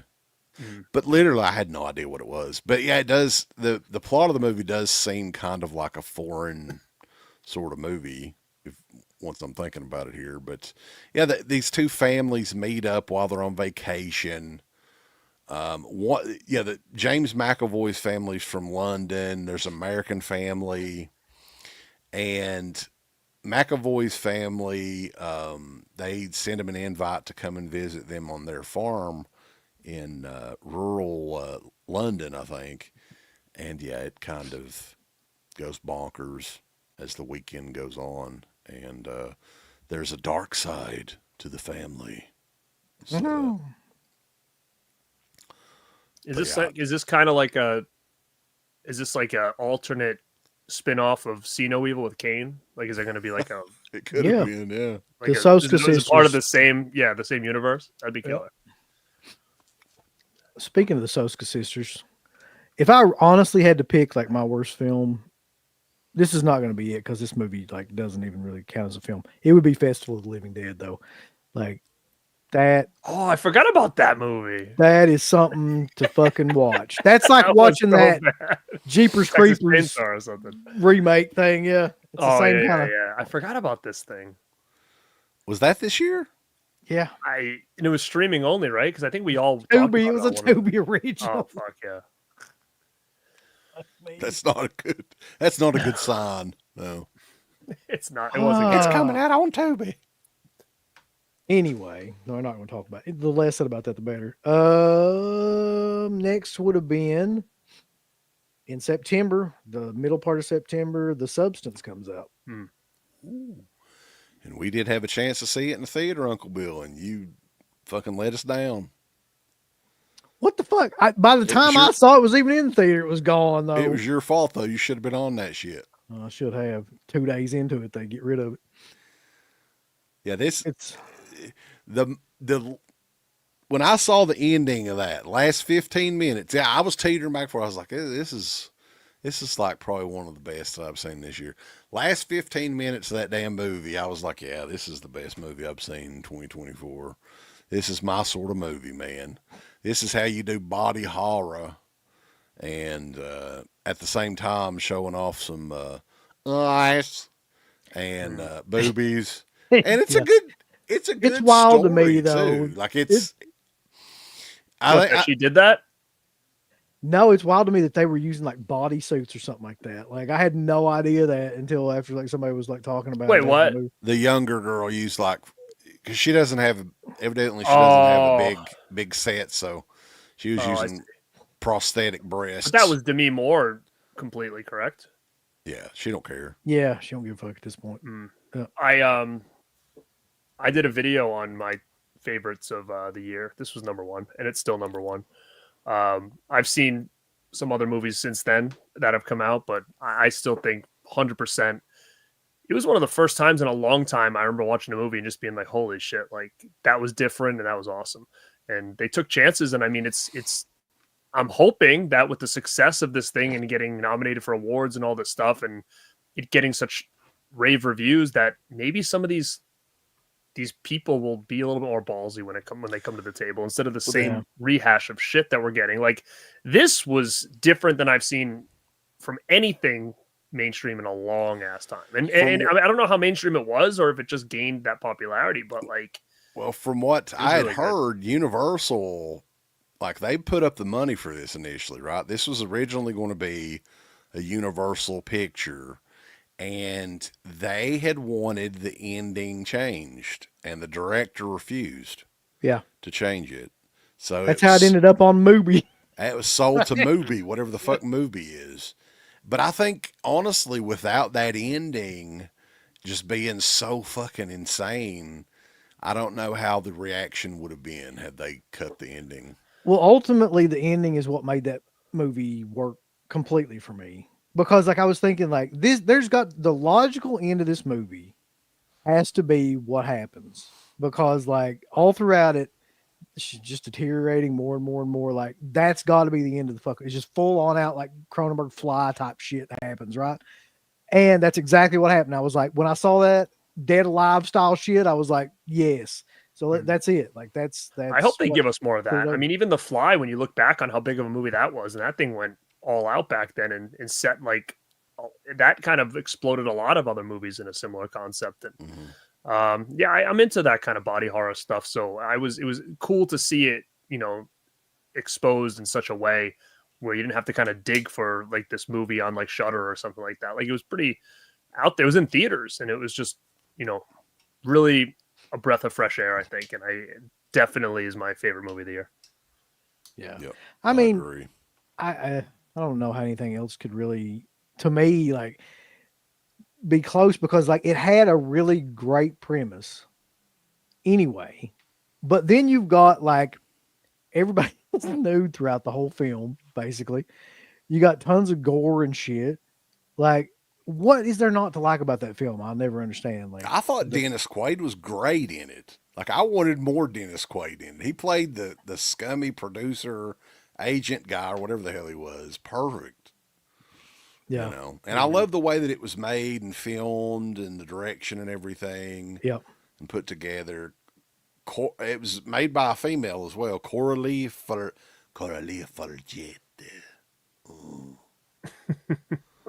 That was I got close. this because people always ask me how I stay so young. I've got the activator here, so like I use this, There it is. a couple times a week.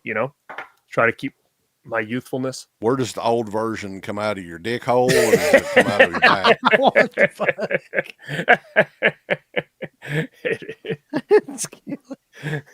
And where do you put the new body? The old version goes to work every day and comes home, and then when I have to do a show, I just do this really quick.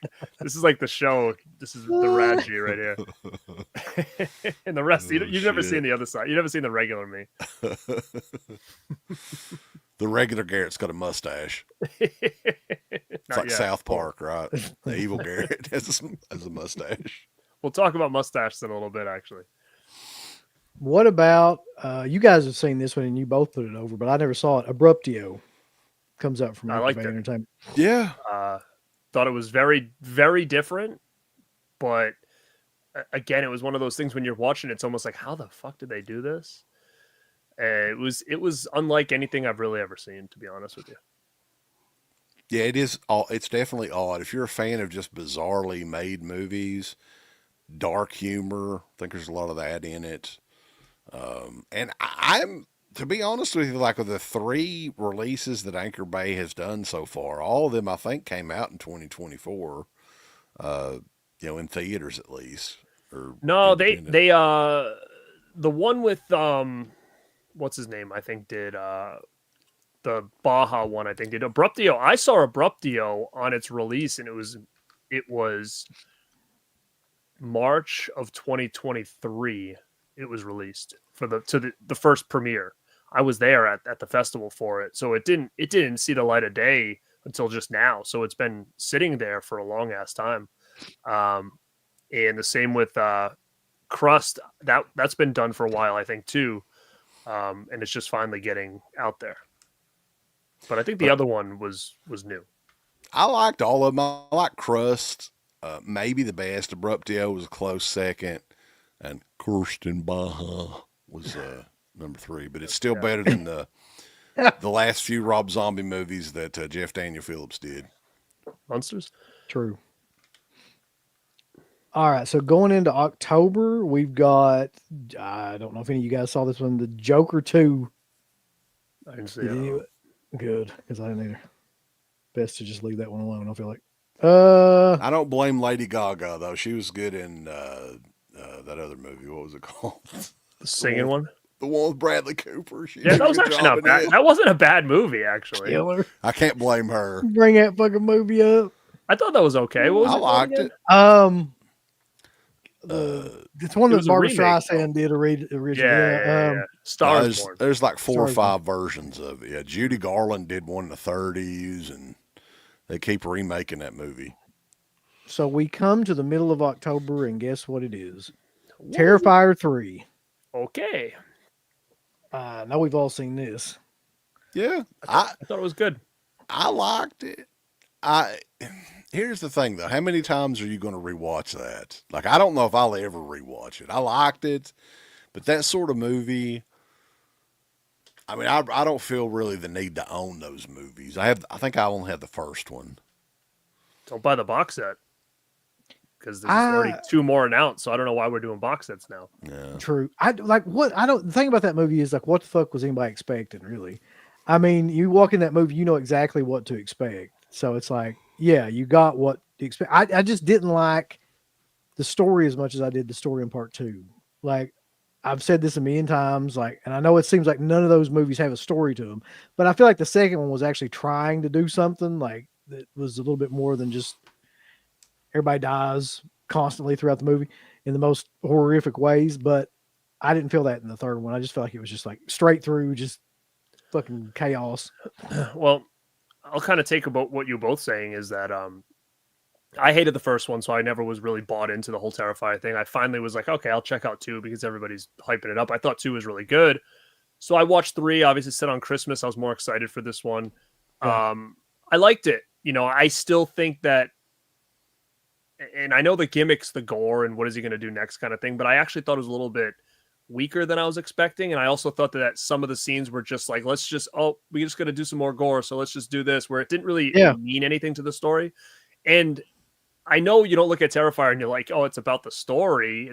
It's just a slasher, but I do like the character and I do like the story that they're telling, and I'm curious to see where it goes. But like, my brother just recently watched both of them and he's like, oh my God, 2's so much better. And I haven't gone back and seen 2 since I started originally. So I do want to go back and watch 2, and I do want to go back and watch 3 again.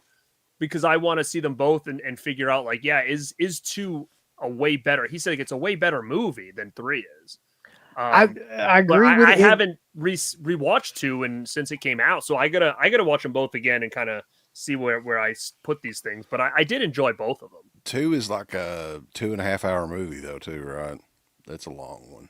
Yeah, but I think what it was, that was why it was 2.5 hours, because it was trying to like put forth this kind of like mythical kind of storyline, and they just completely abandoned that in part 3, which was except the very end, I guess, of part 3, like where it kind of goes back to that. Yeah, But- like where who the hell knows what 4 is going to be? And I saw a teaser online, but I think it was a fake. But I mean, based on what this movie's doing, I can see them doing this. It said Terrifier in space, and I'm like, I could see that. I can see I that too. really could, because like that's why not? kind of like the thing with this. It's like, oh, we did a Christmas one. Fuck it, let's just do like a space one and make it crazy. Like I could see that happening. Now, is that going to be part 4? I doubt it, but it still boggles my mind that Umbrella put out this huge box set and everybody's buying it, because I'm like, we already know that there's 2 more coming. Like, why are we buying this set? For what? To just buy a bigger set in a year? Yeah. And then a bigger set after that in a year? Like, I don't In a get year or it. 2, yeah, you get a good deal on those on eBay on the Umbrella sets. It's a pet peeve to have a box set with like 2 more sitting on the side of it, and not in there. I don't think that those movies have, for me at least, much rewatchability. So I don't know if I would ever buy those movies. My problem with the last one, I think, mostly was like, once I started thinking about it, after a while, I was like, this is basically a fucking Hatchet movie. Like, it's just very similar to Hatchet, actually. When you and think about it. yeah, it's just like, and I didn't feel that way at all about 2, and I really didn't even feel that way about 1. But like the third one definitely felt that way. It was just like, how much shit can we cram together? Well, there was some in this fun movie? stuff. There was some fun stuff in the third one, though. The bar scene with Clint Howard and Dan Roebuck was funny. Like, I enjoyed that. And I think that the runtime was much more tolerable. A slasher movie should not be longer than 90 minutes long, in my opinion.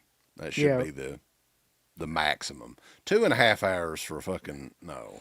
Come on. I do think Rambo's got a good point. Hatchet, but with a better killer. Yeah, I mean, like, I do feel like, Better director, too. yeah, Better but effects.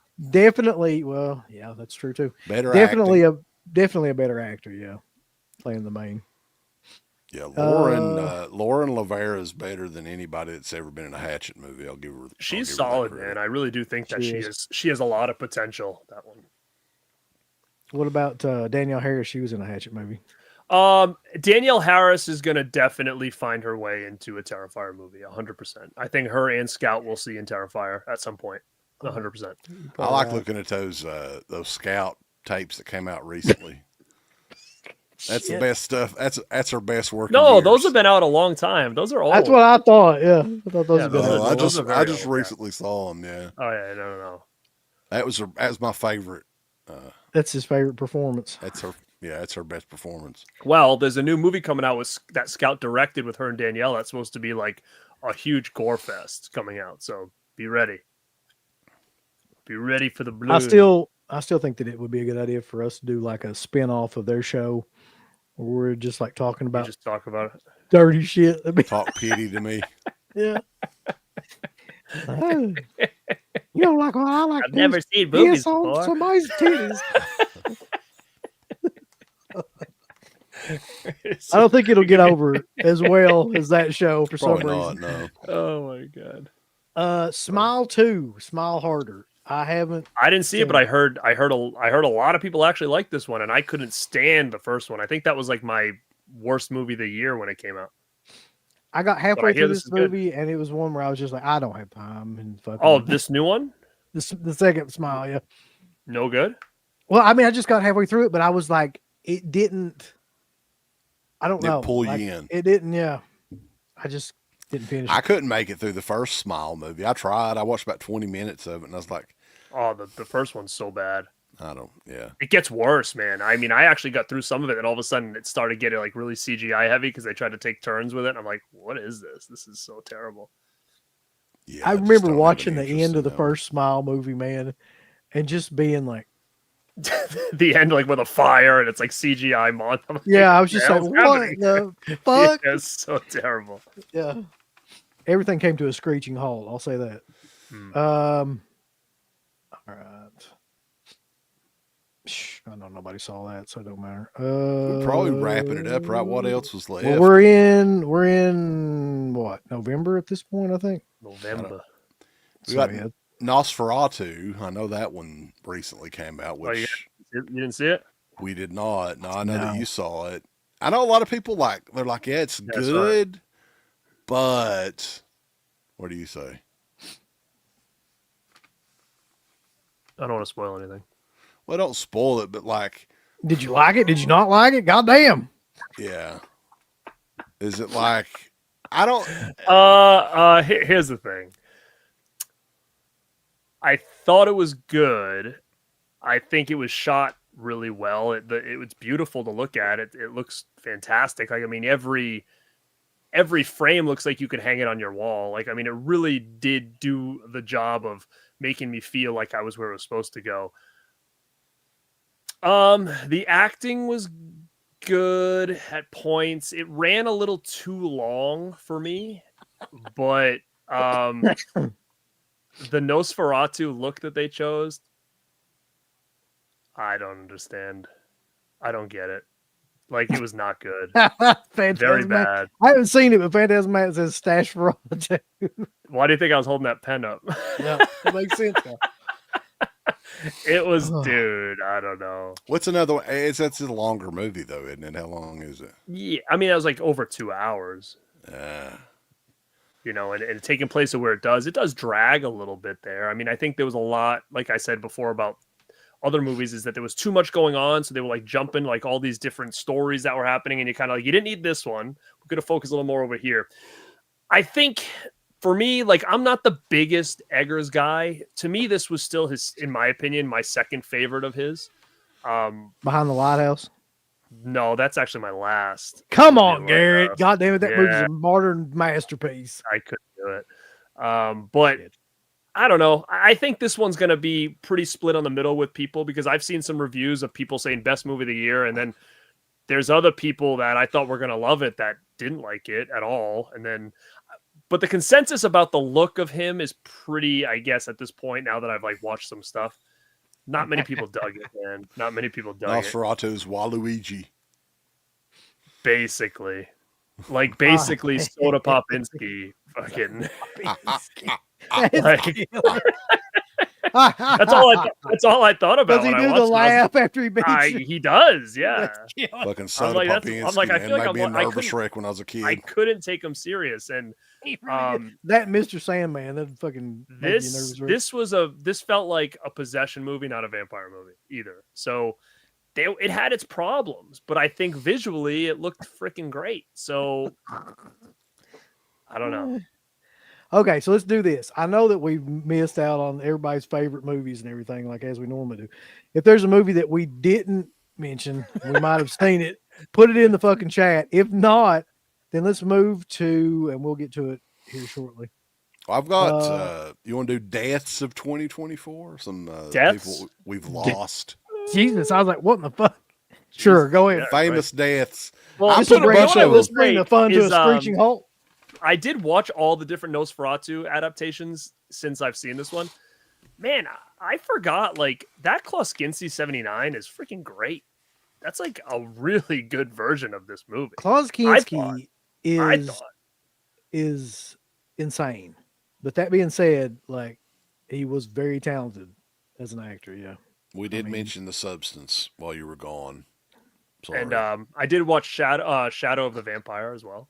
And that was kind of like, it was okay. No, but we're not talking about the debt of 2024. Oh, yeah. Death. I didn't see stop motion. I saw it. I thought it was pretty cool, actually. It's not in my top 5, but it was cool. I saw the TV Glow. I saw that. I thought it was okay. It had a lot I liked about it, but it was one of those ones that I feel like, you know, those movies that are too smart and you kind of don't know what the hell's going on, and then it's like I tried watching it. I couldn't get into it. Like in the first 15 minutes or It was so. too. I was like, It was too almost like over my head. Like I feel like I'm like, what's going on here? Am I missing something? I was hoping it would be about gorgeous ladies wrestling, but it wasn't. All right, let's go. Let's go. We'll do. Okay. David Emge passed away in early 2024. Star of George Romero's Dawn of the Dead. Unfortunately, Met him, great guy. David Soul from Salem's Lot passed away in 2024. Virgil from the WWF passed away. R.I.P. Sir. Roger Corman finally passed away in 2024. He was Yeah. man, what a long life. He was like close to 100 years old, I think. He had just been on that Joe Bob show too, like right before he passed away. I remember that, like watching him, and he's still like really active and could, talk for hours about movies. So it's crazy. Tony Todd recently passed away. We talked about that. Pete Rose, which when like that, the whole Hall of Fame thing with me, and we were talking about this back when Pete Rose passed away, is fucking bullshit. Like, look at all of the records that have been broken by assholes roided up on shit. Nothing was ever really done to them, but poor Pete Rose. He couldn't bend over to pick it up. WWE Hall of Famer Pete Rose as well. Uh-huh. Have you had a big feud with Kane? It's the biggest accolade he had in his career, sadly. Shelley Oh, Duvall yeah. also passed away. Yeah. We'll talk about that. That was sad. Yeah. Yeah, been very sick for a long while, and sad news there. Olivia Hussey recently passed away. I don't know if we really even mentioned that very much, but I think she had cancer or something, right? Wasn't that the? I don't know. I met her a couple of years ago. She seemed okay. I didn't know she was sick. But yeah, it's sad. I mean, everybody knows her, obviously, Black Christmas, but man, growing up, freaking Psycho 4 was my freaking jam. And I feel like people don't talk enough about that. I'm talking And most about her, common and it was people her. would, remember from, what was the, Romeo and Juliet, right? From like the 60s. Yeah. That was like when she was a kid. Yeah. She was Yep. in that. Ole Anderson, one of the founding members of the Four Horsemen, passed away in 2024. Shannon Doherty sadly passed away. That was this year, huh? Doing conventions really up until she passed away almost. Yeah. So that's sad. Both of the Wild Samoans passed away in 2024, Alpha and Sika, who I think for us, we mainly remember Alpha as being like the manager of the Head Shrinkers back in the day. Like that was our era. You ate the turkey leg or whatever. Yeah, he would have a big fucking chicken leg or something. It'd be like shit everywhere on the floor and all You over. you could tell by watching it that he was a fucking character though. Like he probably was one of those guys that just loved doing stuff to make the guys pop in the back or whatever on camera. Paul Di'Anno, the original singer for Iron Maiden, passed away in 2024. Did the first two Iron Maiden albums. I'm gonna tell you something too. Those albums are highly underrated. He was really overshadowed by Bruce Dickinson, but like those first two albums were much more like punk than they were metal, and I still think they're great. Yeah. Bob Newhart. I didn't have him on here, but somebody mentioned Bob Newhart. We got to talk about him. Another one that was almost immortal. He lived a very, very long life. A couple of different shows. I think it was the one in the 80s my mom watched a lot, so I kind of remembered him from that. With This Is My Brother Daryl, My Other Brother Daryl, right? That was the one in the 80s. And Chuck Woolery, Uncle Bill. The Love No, Connection. not Chuck. Chuck Woolery Oh my god! did a lot of, talk shows and You stuff. remember that shit? We'll be back in 2 and 2 Yeah. when he did the Love Connection. Funny thing though, man. A lot of people don't realize this. Chuck Woolery is from Ashland, Kentucky. Yeah, which is bizarre in was. and of itself. The Taskmaster. Or was God, What? Well, he's- that's an awful throwaway line. the Taskmaster, Kevin Sullivan, passed away, man. R.I.P. I always loved the stuff with in the early '90s WCW with Dungeon of Doom versus Hulk Hogan. He wanted to end Hulkamania forever. Wasn't he the Grand Wizard too? Like, not no. What was it? When Oz came out, he was dressed like a mask. Really? Was he in the Klan? No. Remember he was. What was he called? He was the Grand Wizard, right? Not the Grand Wizard, like the other guy. Like remember when Oz would come out and there'd be like the little guy with like the Oz, like the little mask on. Oh, I didn't know if that was him or not. Maybe it was. Yeah. That was bad shit, man. The Grand Wizard. Oh, to God, that's his name. It was. If you're a child of the '80s though, and you watched baseball at all, you'll remember Fernando Valenzuela, and he passed Of course, away. Dodgers, right? Also, Ricky Henderson passed away. Dude, recently. that was my brother's favorite player growing up. We used to have posters of him on the wall. Sad. Yeah. I think he was the inspiration for Willie Mays Hayes. It was fucking Ricky Henderson, I'm pretty sure. Psycho Sid passed away as well. The other one just kind of out of the blue. I don't even know if he was that sick. Was he? What was the reason Sid passed away? lots of like, oh man, Shifty Shell Shock passed away in 2024. He had that song Butterfly, Sugar Baby. Oh yeah. Oh yeah. Come my lady, come my lady. Yeah. Uncle Bill's big fan. Richard Simmons. What the fuck? A big fan of Richard Simmons too. I was a big fan of Richard Simmons. Guy helped a lot of people. He did. Very genuinely nice person too, from all accounts. Anybody that ever met him. Dabney Coleman, another one that was almost immortal. Yeah. Somebody saying he was the Great Wizard, not the Grand Wizard. Killer. Okay.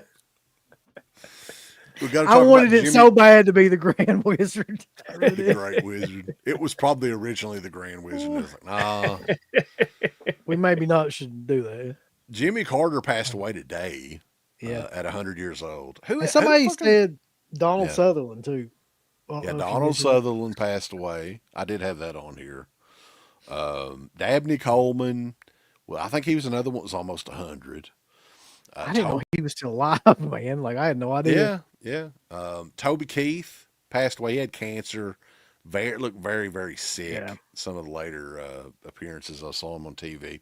And we can't forget Carl Weathers also passed away in 2024 from the Rocky movies and Predator and fucking Action Jackson himself. They should have made a whole series out of them fucking that fucking character. That's all I gotta say about that. But a lot of people. OJ, can't forget about OJ. I don't know if we can really mourn his death though. Well, he was a Naked Gun. Chris Christopherson. Yeah. David Spade's still alive, motherfucker. I was gonna say, when did this happen today? Just now? Dr. Ruth. I think Dr. Ruth did pass away. So, but yeah. All right. So you ready to do your picks to wind this down? Picks for what? What are we Well, doing? I've got a whole series of things that we're going to do our picks for. So you Okay. better think on your fucking feet. Oh boy. All right. First, let's do an easy one. Your pick for best film of the year. Substance. Now, So, what's your pick for worst film of the year?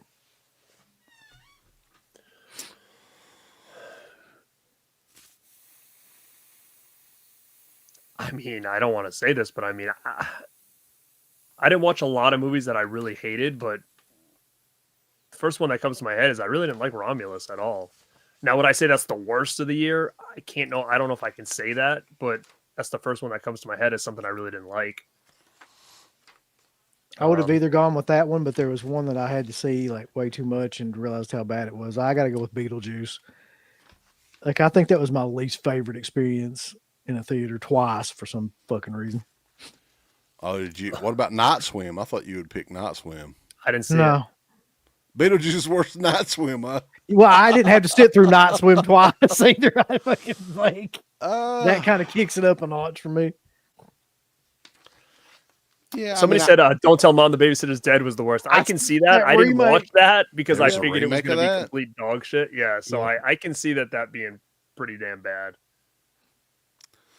Yeah, I mean, I guess I would have to say Beetlejuice as well, even though it wasn't as bad as I was kind of thinking it would be, but it was close. All right. I could see Borderlands being probably one of the worst, but I I didn't. still Yeah. haven't seen it though. What about best releasing studio? Like, so best physical media releasing company of the year. What would you pick? Second Sight. I'd Same. probably have to say Second Sight. And then Yeah. what would be the worst? Like big name. Oh, Scream Factory. That's what I was thinking. I was like, I mean, I would probably say if we're talking about the big boutique labels, Scream Factory did have kind of a shitty year. I think, in my opinion, I think that they only had 2 real good releases for me, and that was Hush and Faculty. Those are the 2 that come to my mind. Of they had Shocker 4K, which was cool, but I mean, it's when you re-release your whole Stepfather, they library, did it did. 4K. Oh yeah, Stepfather was actually Yeah, not a bad yeah. one. See, I don't know if I'd put them at the worst, but I just feel like they're so few and far between now with like hits that it's hard. Blue to, Underground had a pretty shitty year too. They didn't really They didn't release. do anything. yeah, they really, did the same thing basically, but worse because they Yeah, didn't do anything new at all. Like, I'll put Blue Underground behind Scream Factory. All right. Somebody. Wait a minute. We got a super chat about this earlier. We got. What do you say, Uncle Bill? Second Sight. Or, I mean, Second what's the Sight was my worst? best, and the What's worst the was worst? Scream Factory by far to me. Okay. Nah, They were I would just- have to go they- Blue Underground. Because they people were are bringing just- up good points over here. Like they did do Killer Clowns, even though I didn't buy it. They did do Dr. Monroe, which to me it was a movie that everybody hates, but I bought it because I never seen it, and I actually thought it was actually halfway decent. So there was a couple wins, I think, for Scream Factory. It wasn't the same old bullshit. I mean, Um, yeah, like the Stepfather one is one that I could think of, but the majority of Funeral newer Home was stuff a that new they one that they released did. was fucking god awful to me. Like the RoboCop remake and the Island of Oh, Dr. yeah, Moreau they were and doing the a lot of that Child's shit, Play yeah. remake, and it's like, Well, you got to look at all the studios that were bringing out stuff that never been out before, as well. Like you had, Synapse and Red Shirt doing Trick or Treat for the very first time. The Keep recently came out from Vinegar Syndrome. You had Severin doing Cemetery Man in 4K for the first time, and Opera. Opera in 4K. Yeah. Yeah. What did they really do for the first time? I think, Second Sight clinches it for me just due to the fact that, you got to think about like Hitcher and even Creep, which is one that people have been wanting, and Blair Witch. They had a pretty stocked year, I think. Yeah. With releases. Arrow's always consistent, so I can't not say Arrow. They always do well, but I think, they're starting Second to Sight kinda- re-release a lot, though. yeah, too. hit it out of the park for me. Yeah. I thought Severin had a great year, but they just kind of screwed it up at the end. Like they really did. Like they had like the last couple of big releases they put out have had to have replacement discs. So it's like, I don't know. But here's the super chat we Dark got. Horse killed it this year, I guess, too. That's coming up. Hold on. Asshole of the year, baby. Oh, is that Hey, your do you- answer for this? Oh, that's our If big. you Yeah, had that's, to pick who is the asshole of 2024, it's super chat. So we have to Me. answer. I don't know. Who is it? I know who you're going to say. Who is the asshole of the year?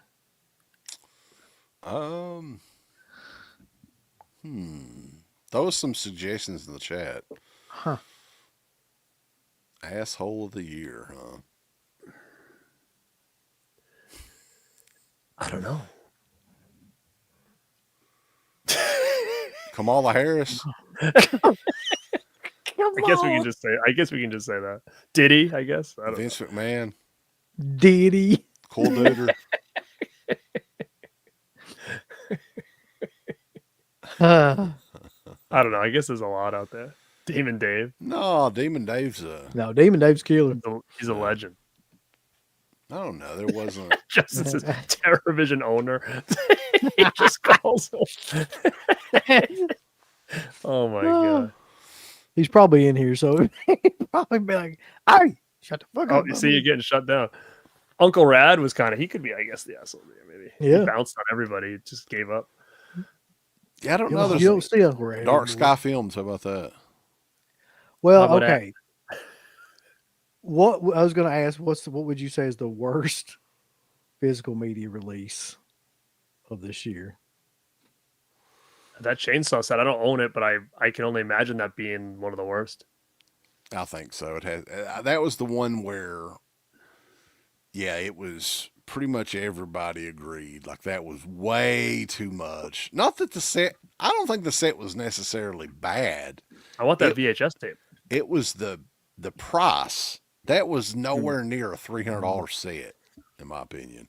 Like No. Garrett, the big fucking never-ending story thing. It's like gigantic. It's like Now, how much I was will that? say That this wasn't though. $300. That was like 189 or something. And look at all the shit that come in that. But it is a beauty. I mean, Those it is- Sandpiper Sleepaway Camp. Yeah, like I was gonna say, those Sandpiper films. That's the worst. Don't buy those. Don't buy Sandpiper Pictures stuff. That's lame. Ain't no way the farmer's the worst. The farmer. And then the one that I've been trying to Get figure your out. bomber trading cards. Cards, everybody. So you're saying the worst release might be the draw your own slipcover? I actually kind of thought that was funny. I thought that was hilarious. I enjoy schooled that. the freaking. I didn't Yeah. get mine yet. The hell? Are you going to draw on yours? No, I'm just gonna leave it like that. But the only thing is that must be the worst to like put on a shelf. Right. Can you imagine trying to like make that fit? Wouldn't it be somewhere? killer if they come out with like protective cover for the fucking markers? I the can thing see is, the what's- plastic cover, What's like, funny yeah. about it is it's such a dig on their own customers that like it is kind of funny. It is a And I'm definite, one of their like, customers, right? And I think it's hilarious. Some people are like super offended by that. it's a definite fucking dig. I can't believe more people don't see that, like how much they're just kind of like making fun of people, like, but they are. And I've struggled with this one, but what would you say is the best physical media release of this past year? I did a show on this, and I talked about my top 5, and my number 1 was Trick or Treat. I mean, I hate to say this because like it took for fucking hell and ever for it to come out, but I kind of agree. Like that was going to be mine too. Mhm. I don't think anybody handled a release better in terms of like the different covers and like just like how well it was done when it was actually done. Yeah, I gotta say the Hitcher though is probably for me. That was probably my favorite one of the because I've been waiting so long for that, and that's one of my favorites of all time for sure. But I also think that the Blair Witch set that Second Sight did was pretty amazing as well. Yeah, I mean, that it was one over. those three. It had to be the Hitcher and Blair Witch and that Trick or Treat set had to be in the conversation. It'll be interesting. These curse. Yeah. That was Yeah. definitely the funniest release by far. Well, I received 2 of those like from clearance or whatever when they had that big summer sale. Neither one of them ever worked at all. Like I've never gotten them to work. I got mine to work for a brief period of time, but I'm sure it doesn't now. Right. Yeah, I haven't checked mine either. Rumpelstiltskin doesn't count because it's not out. That It would was be supposed like to be here, yeah. Yeah. That was Yeah, kind of my debacle when I did my video. If anybody wants to check it out, I do my top 5 favorite physical media releases of the year, and then my top 5 most wanted physical media releases of 2025. And Rumpelstiltskin was going to be on my list, but it's not here. It was supposed to be here, but it's not. yeah, that TerraVision's bad for doing that. Like they'll announce, oh, it's going to ship early December, and then without making any announcement or anything, it'll be changed on there. It's going to ship mid-January, and then it'll probably change again in mid-January. It'll ship in early March. They do that all the time. A lot of people put this release over too for being killer. The Southern killer. Comfort 4K. It's a good movie. And a lot of people put this release over for being shitty as hell, which I agree with Rambo. That True Lies. Great movie, though. It is, but God almighty. The status of the Dick Demon. Oh God. Is he getting really low now? He's Is he, like- laying down now It's pretty not much. good. I don't even know where the He's- fuck that thing is now. I think it just like ran away.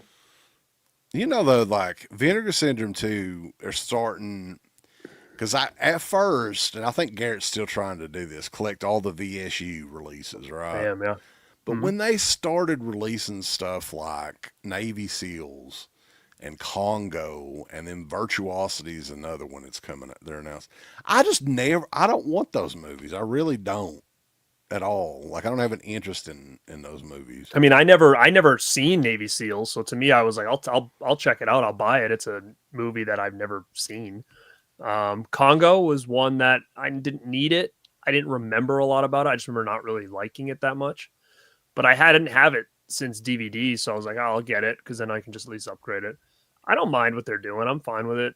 I mean, everything, in my opinion, is at least a better decision than Six String Samurai was. But you know, that one's That's still always really shit sticks out. on Six That still String sticks out Samurai. like a sore thumb to me. Yeah, that's not really saying a whole lot, though, to be honest. But I saw somebody mention something. I'm not sure what it was. That's true. Let me see what they said.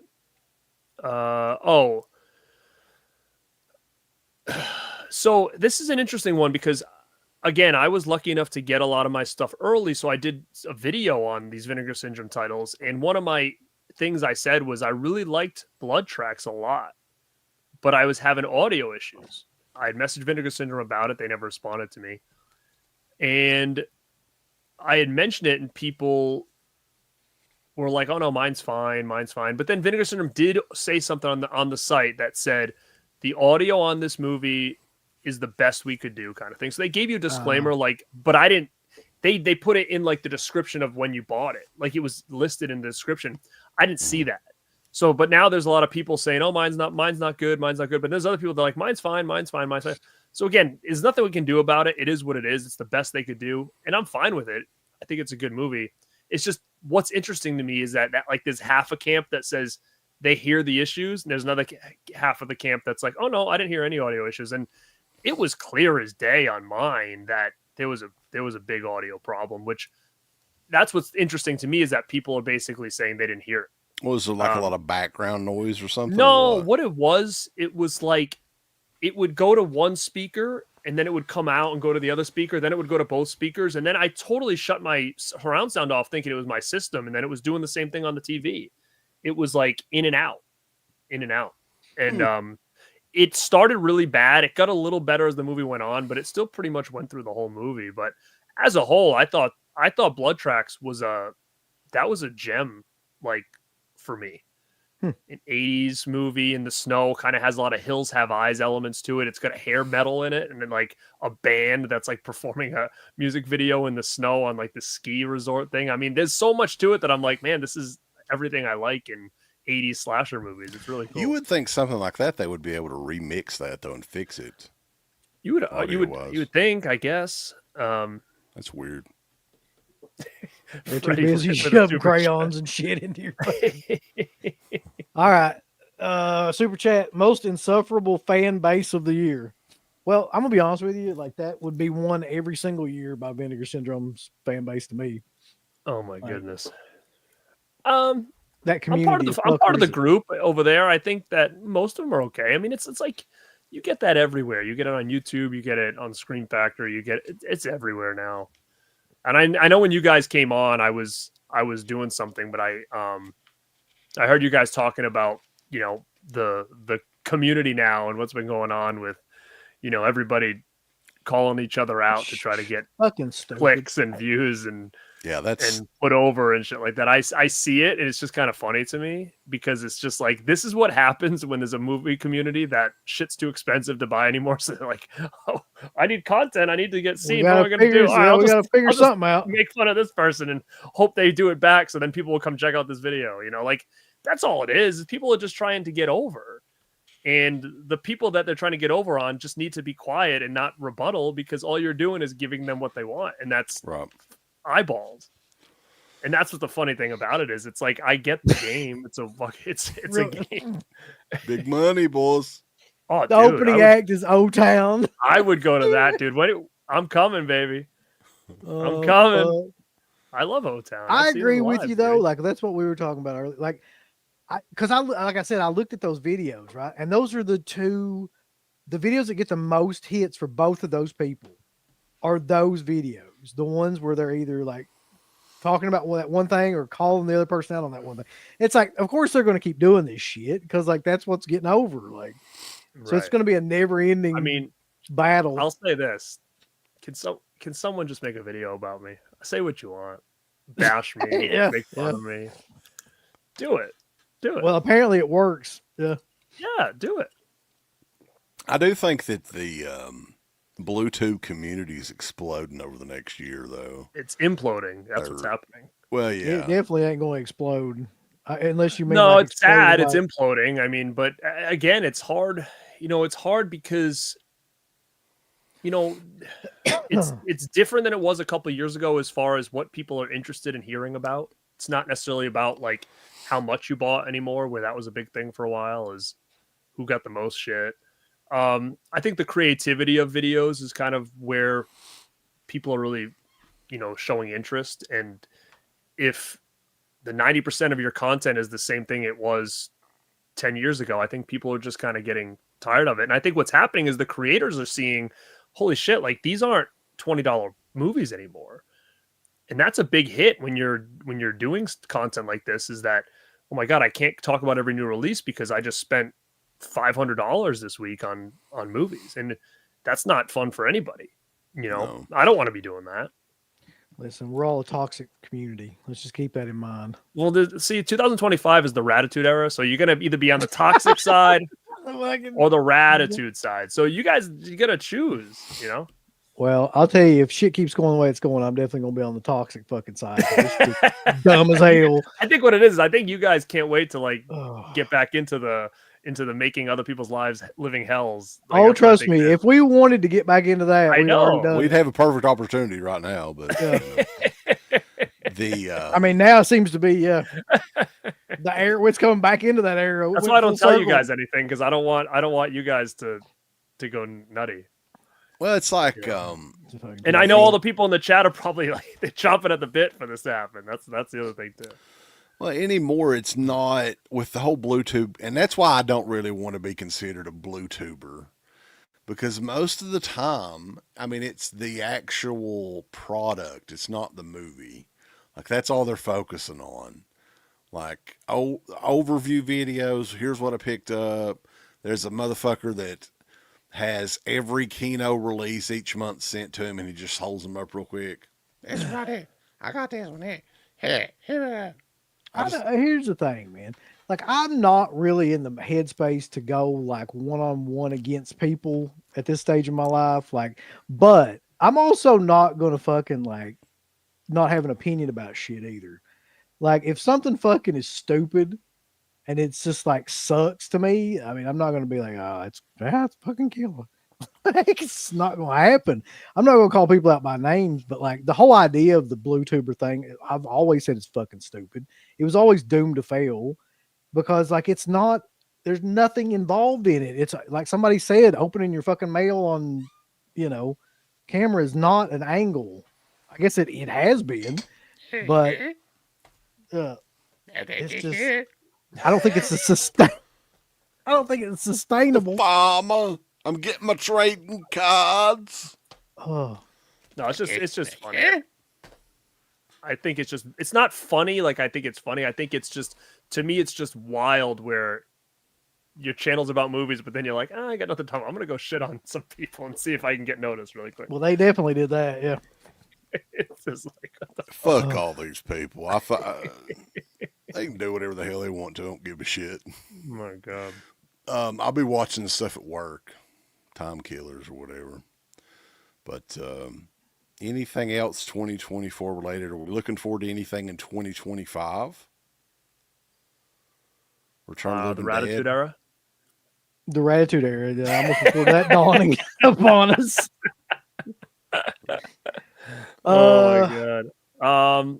Yeah, I'm personally, and I don't want to say everything I said in the video. If you guys haven't watched it, go watch my five gots and 5 wants for 2024, 2025. But I mean, I'm hoping for more lost like movies, like the Hitchers of the world, the Trick or Treats, the movies that the community all wanted for so long that never thought they were going to see the light of day, that are finally starting to trickle in. Like, I mean, do I think we're going to see Fright Night 2 in 2025? Probably not, but I mean, it would be a pretty awesome surprise.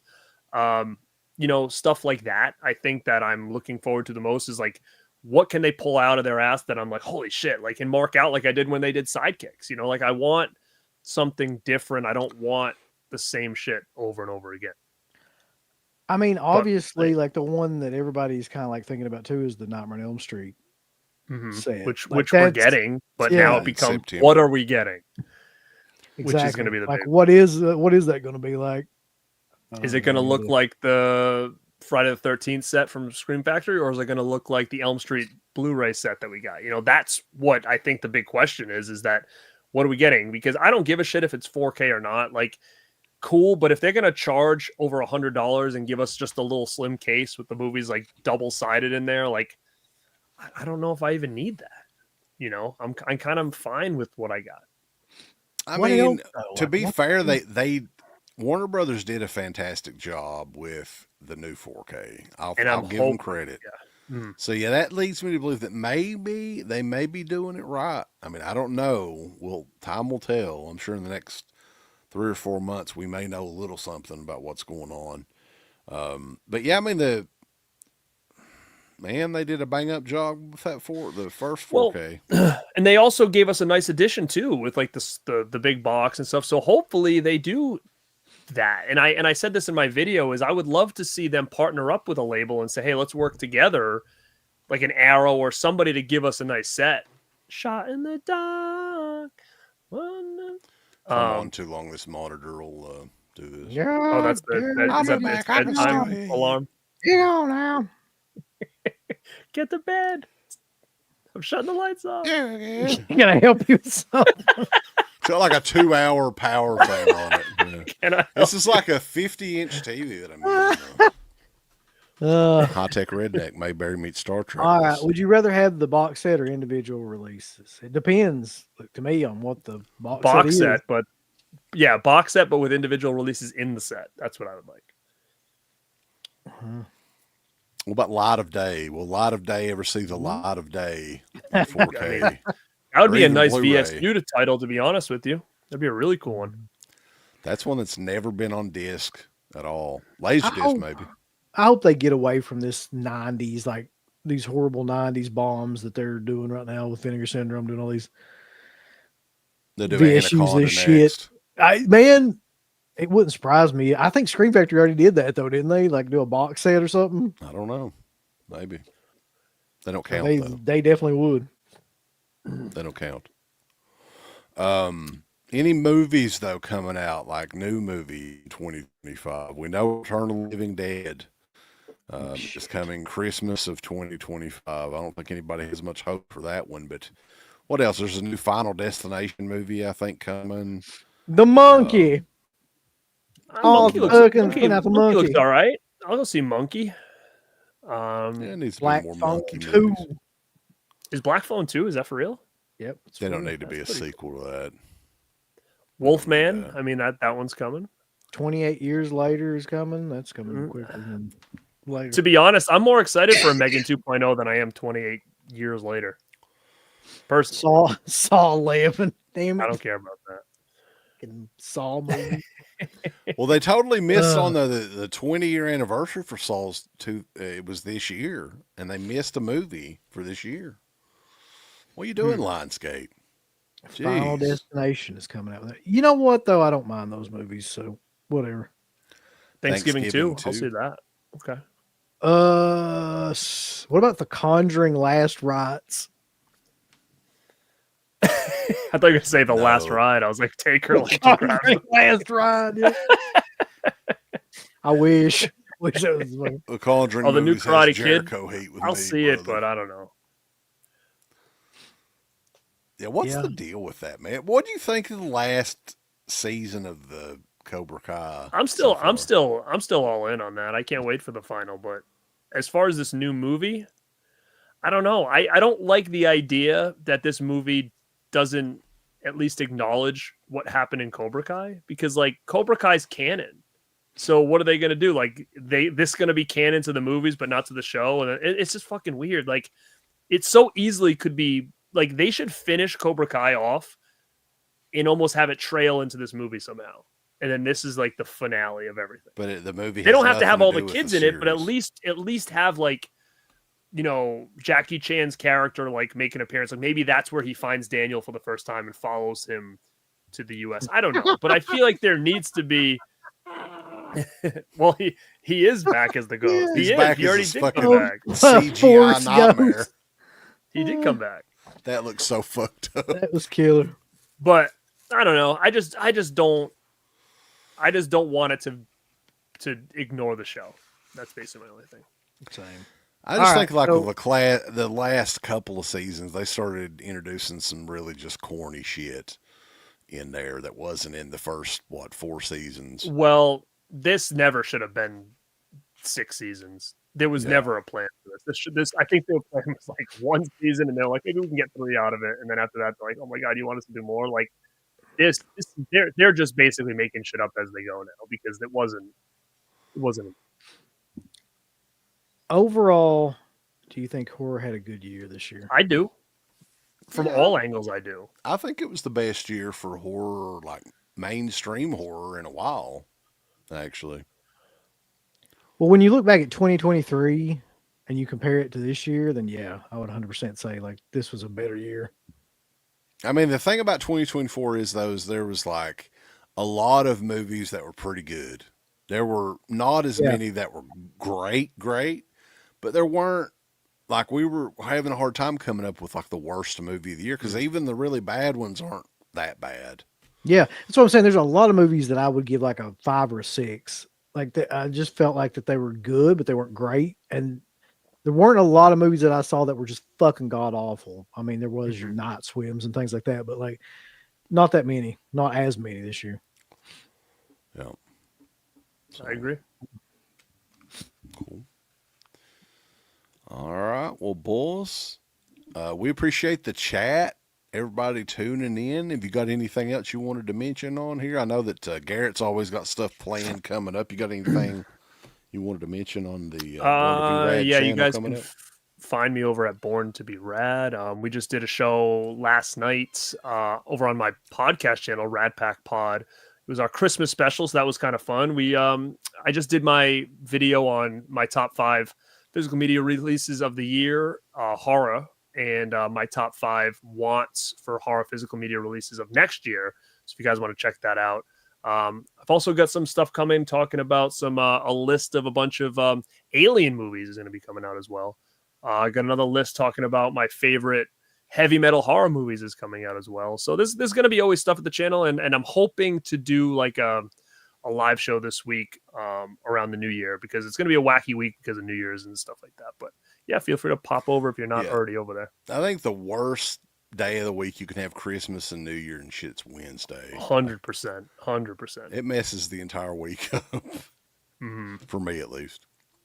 But I think me and Uncle Bill are doing a new DEADPIT is Watching with a plethora of adult titles from Severin Films. It's going to be on that one. Everybody can look forward to that. But we're all going to be back together on New Year's Day for the Vinegar Syndrome. What are they calling it? The virtual insanity. Yeah. Virtual insanity. It's going to be insane. Insanity. I'm hearing rumors that that Street Trash might be a one. I heard rumors that possibly Amityville 2 might be on there.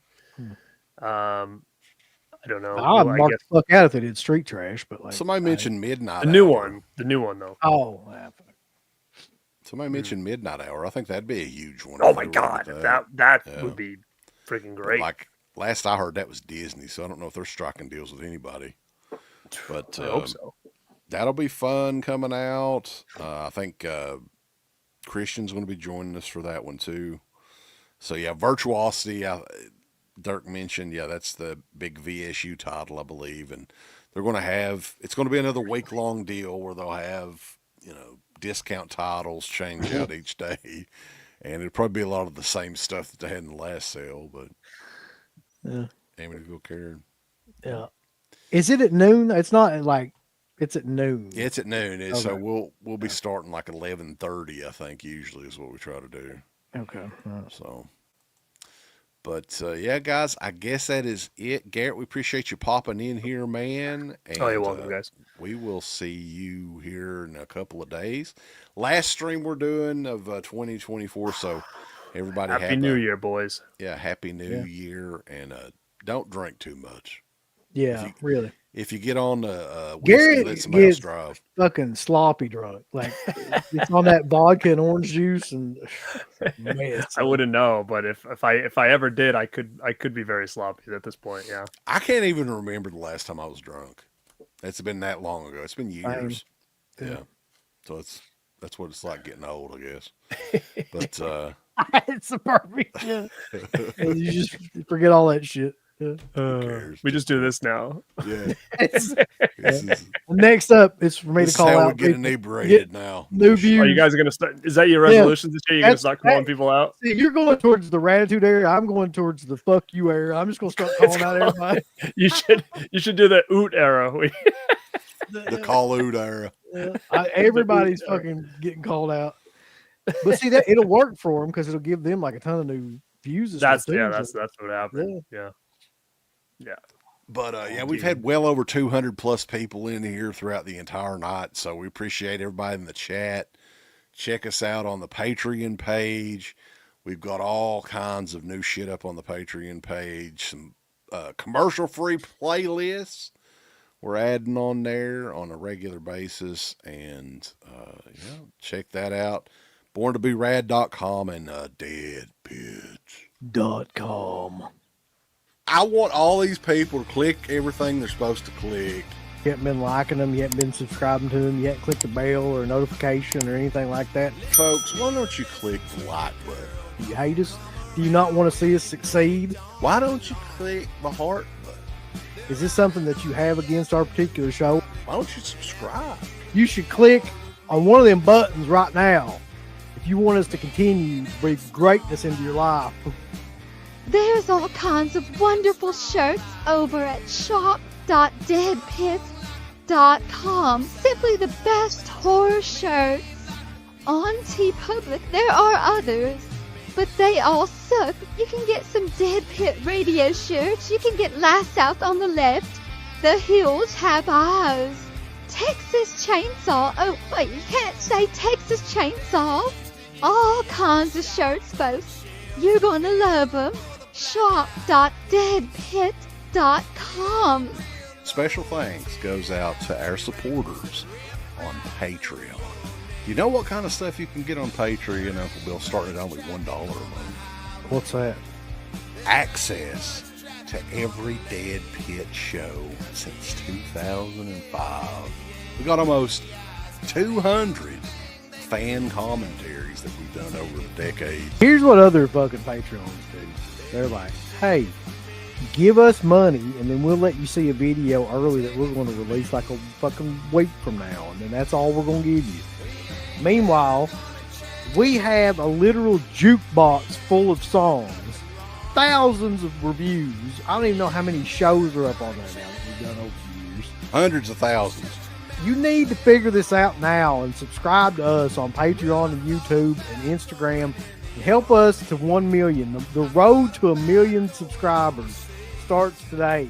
So Dead Pit on Patreon.com. Join today. Tiers start at only $1, but I'd recommend at least the $10 tier. You can do 50. The stock market's